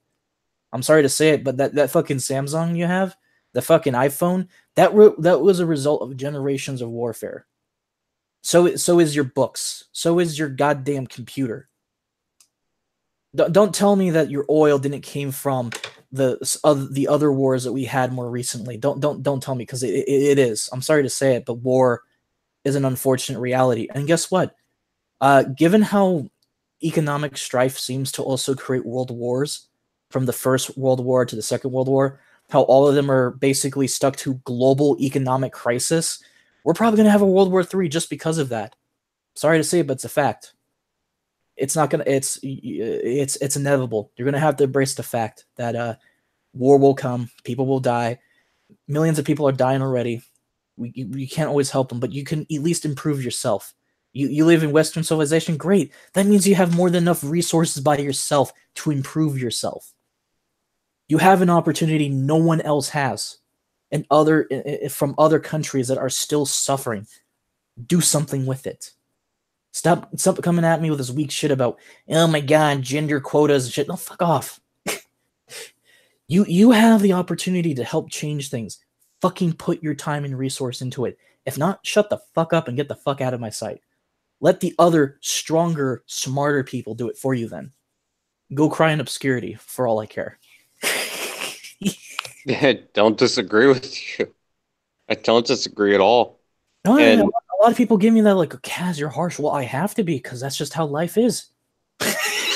yeah, I'm not. Yeah, exactly. There's no point in coddling people, because if you do that, well, well, we see how that ends up, and it doesn't end up with anything productive, and it doesn't help anybody. You wanna go help people? Do something. Why does the answer is because this is something I grew up with. Like, why is the drill sergeant always mean to their trainees? Why do they treat them like this? Well, it's because they're being harsh, because they're showing them the reality of what's going to be like on the field. And you can say that in reality too. People need to learn that life is harsh, so you're going to have to develop to understand that life is harsh, and prepare yourself for that reality. And to sit there and be like, well, we want to make these changes. We want to make this utopian ideal of how society works. I'm like, cool, great. Is it going to work? No. I'm sorry to say it, it's not. Well, and that's the thing. No one was ever created equal.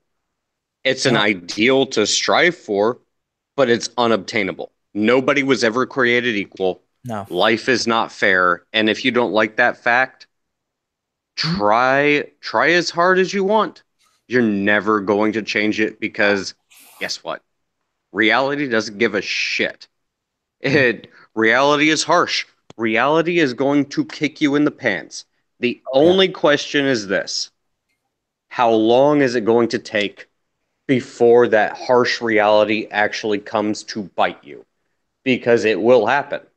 It might happen it might happen tomorrow. It might happen a year from now. It might happen when you're on your deathbed. Oh yeah. It doesn't matter when it happens. It's inevitable.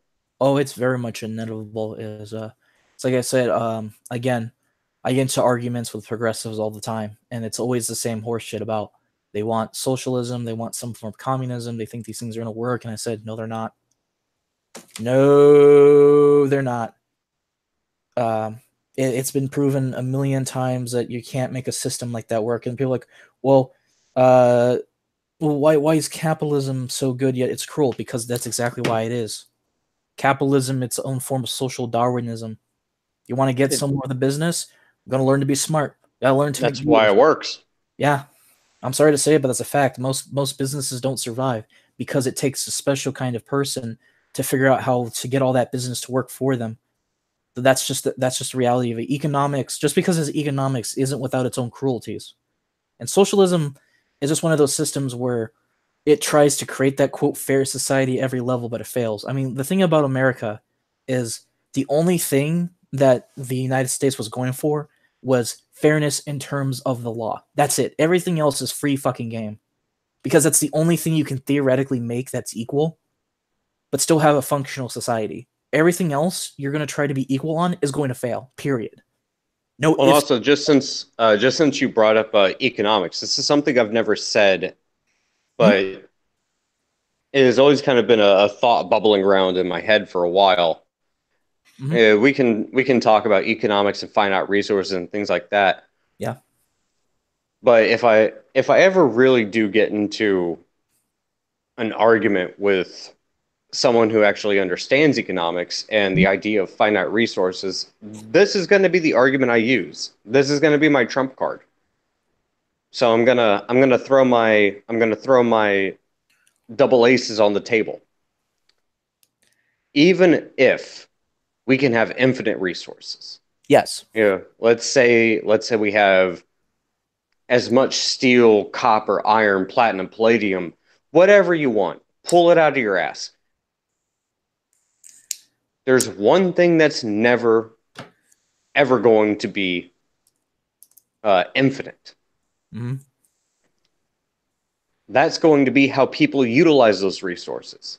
Yes. How they look at them, how they choose to craft them into whatever robot or whatever building, whatever boat, whatever spaceship, whatever colony you want to put on whatever planet. Human experience, diversity of opinion. That is never going to be the same. That is always going to be finite resource, because the one thing in my brain that is going to be different from everybody else is going to be crafted and shaped by my own personal life experiences. Yeah. That is a finite resource. No one will ever be able to fucking replicate that. Yes, exactly. We all have our own experiences to deal with, and of course, you can't just mass produce it in a certain way either. It's something that comes naturally. You can't you can't just sit there and just like artificially make experience. That's not how it works. Obviously, it's a natural concept. It happens over time and what have you. Hence why we all have different tastes. Like, you like this movie, I like that movie. I like this color, you like that color. You like maybe some metal, I like some folk. Either or, who cares, right? And hey, maybe we like the same fucking band, but we don't necessarily like the same songs. Yeah. There's always going to be overlap, but nothing is ever going to be the same. Even that in and of itself is finite. Something like that too. That's another thing, is the concept of social equality. Like, that's not going to work, because some people are fat, some people are skinny, some people are short, some people are tall. How are you going to fix that problem? Whatever problems that come with all those decisions, the answer is you can't. Until we all get taken over by Skynet and T-1000 murders us all. I guess the only true way to get equality is basically everybody dies. Maybe that's what Marx wanted. Oh God, 1984 is already starting to become a reality. I hope freaking Terminator and Rise of the Machines doesn't become one, because maybe that's the only way to achieve true equality. We all get murdered by the fucking machines. It becomes the Matrix. Probably. See, but that's the thing, because I argue with progressives all the time, and I always end up wondering, where is this argument of fairness coming from? And it's coming from people who haven't really got the message yet, or don't want to accept the fact that life doesn't come without its work. Well, that the monumental amount of work to change yourself, to build your character, because everything you do takes work, obviously. And a lot of these people don't really understand that. They just want what's given to them. They want the guidance that comes from whatever the guidance counselors tell them about experience of life. They really don't have any experience of life. Let's be honest. I talked to a lot of guidance counselors when I was at school. Nothing useful. They don't got a lick of life experience, but they tell you to be kind, all this other crazy shit. Like, I don't want to be kind to people who honestly think I'm a piece of shit because I got a ball sack and I'm fucking white or something. But the reality. Yeah, exactly. It's funny. It is. To see these people try to sit there and say shit. It's like, well, it's the rules for thee and not for me. Yeah, the hypocrisy of it. But the reality is, we all live in a time where everyone wants this kind of fairness, and I don't think they understand that that the fairness they're looking for is not realistic. This against anything else. Like, hell, nowadays everyone's treating the ideal of being a strong person as if it's evil or inherently wrong, or the idea that you can be physically, mentally strong on something, or with a lot of willpower, that's evil, that's not fair, because it's against the idea of their fairness. And I'm just like, that's just life, my dude. It's not fair. Yeah, like. And again, it shouldn't be considered wrong that life isn't fair. Like, I mean, perhaps this is just my opinion, but I'm sorry, if everybody was equal and everything was the same, life would be boring as shit. Not just boring, but also be really stagnant, and nothing would be happening. There would be nothing that would make life stand out by itself. The reason why it's unfair is because its unfairness creates the conflict needed to make strong people. That's the reason why. I agree. It's like, I'm sorry, you got to go through some tough shit if you want to get anywhere. Like, that's the reason I say, you know why human beings hate Mother Nature. Why is that? It's because nature doesn't give a fuck about us. It doesn't give a fuck about our existentialism. It just gives a fuck that we are strong enough to survive her challenges and breed a new generation. And it's also why we keep trying to control it and manipulate it into our best interest, because it's definitely not fair. It is most definitely not fair, but also that's another problem, is that we're trying to manipulate things to our favor all the time. We not have to realize that that's not going to work in the long run. And that's where some of the balance comes in. Is you have to realize Mother Nature's a tenacious bitch. It's a persistent one too, so you piss her off enough, she's going to fuck you up. And I think we're that today, in today's era, where everyone's all weak and nobody wants to improve themselves, and improvement is considered evil and wrong and sexist. And anyone who has a strong a mentality on things like willpower, intelligence, strength, just watch these people go around and be like, oh my God, it's so wrong. How dare you? How dare you? How dare you? How dare you? Go around and start talking about strength. Well, that's how it is, my nigga. But no, they want to kill it. They want to kill everything. They want to make everyone weak. They want to basically just fucking destroy everything that is being a strong, independent person, because they think everyone's fucking ants and everyone's the same. Fuck that horse shit. And that's why they don't know how to create. They only know how to destroy. It's because their mindset is coming from this weird backwards ideological mentality of, the world is perfect. It's like, yeah, no. See, because these fucking socialistic communist types, they're so obsessed with this idea that all the faults of reality isn't nature, it's people. Fuck you. Explain me how human beings work then. Why are we always mean to each other? Well, it's because life is like that way. You can't trust every single motherfucker, right? The same way you're not going to trust some random migrant that comes into the United States and be like, oh yes, I love your democracy and stuff, but I want to activate the idea of throwing children, because in my culture they're all about throwing children. Hey, hold on, Cass. I think we Did we kill Mad Dodge? I think so. Is Mad Dodge the one with the stream key? Well, I mean, it's because I think we're still live. Yeah, we are. I think it might be lagging. I don't know. I don't know about how stream keys work with Google Hangouts. I was just wondering, because I wasn't planning on doing a 24-hour stream.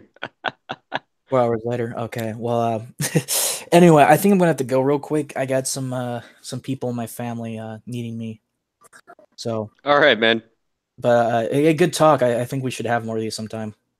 Oh yeah, definitely, dude. I'm up for it. Yeah, I'm probably gonna also do more streams about my show. So if you guys are interested in that shit, well, the things I will talk about, just let me know. Definitely, dude.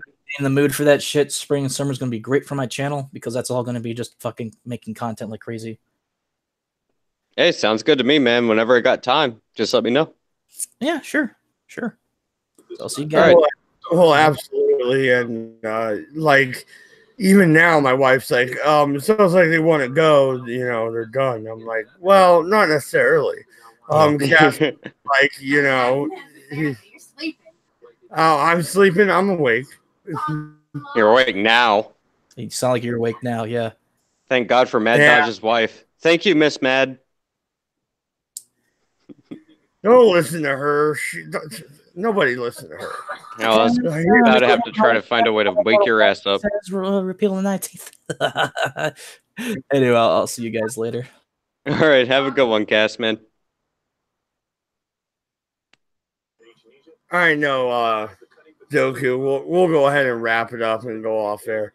But no, thank you everybody for coming out. This has been Late Night Madness, and yeah, we'll be back again tomorrow for the Red Eye stream. Thank you very much. I'm going to strap into it, try it out.